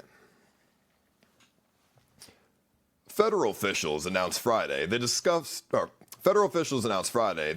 an oily derivative of vitamin E in the lungs of patients hospitalized with vaping-related illnesses. A finding the principal deputy director of the Center of Disease Control and Prevention called a breakthrough. The additive vitamin E acetate is sometimes used in dilute THC oil, particularly by street dealers. THC is the compound in marijuana that produces a high. Of 29 lung tissue samples from 10 states tested for the additive, all contained vitamin E acetate. These new findings are significant because for the first time, we have detected a potential toxin of concern, vitamin E acetate, in biologic samples from patients with lung injuries associated with the use of e-cigarette or vaping products. Dr. Ann Schuett of the CDC said. There you go. Kids hate me, parents love me.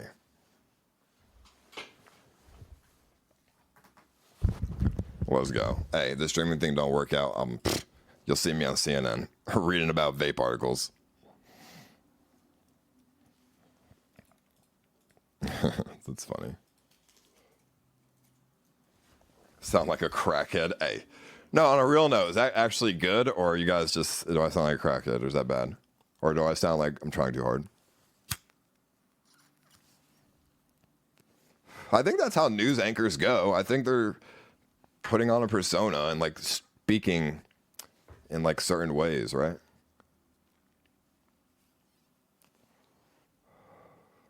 I was walking around my room and it sounded like the news. Hey, yeah, I mean, hey, if I get some training though, let's go.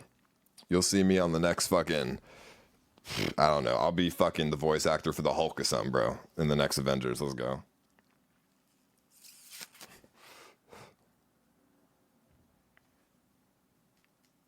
But yeah, CBD joint. All right, listen, with that said, I'm gonna end the stream. I'm fucking, we're chilling. It was nice, fun, good times. But it is about that time. So let's host somebody. Thank you all for watching. I appreciate you guys very, very much. Thank you. Thank you for not making fun of me when I'm doing voice acting. Let's host somebody. All right, y'all.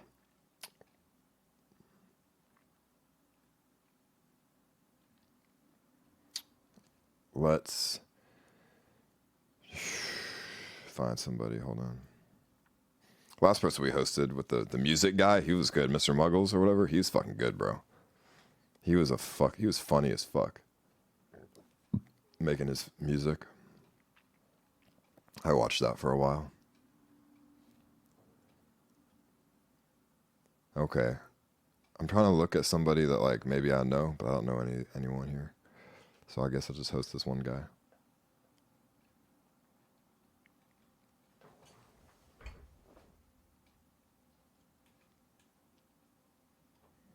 Where'd it go? All right, I'll see y'all later, y'all. Thanks, guys. Peace.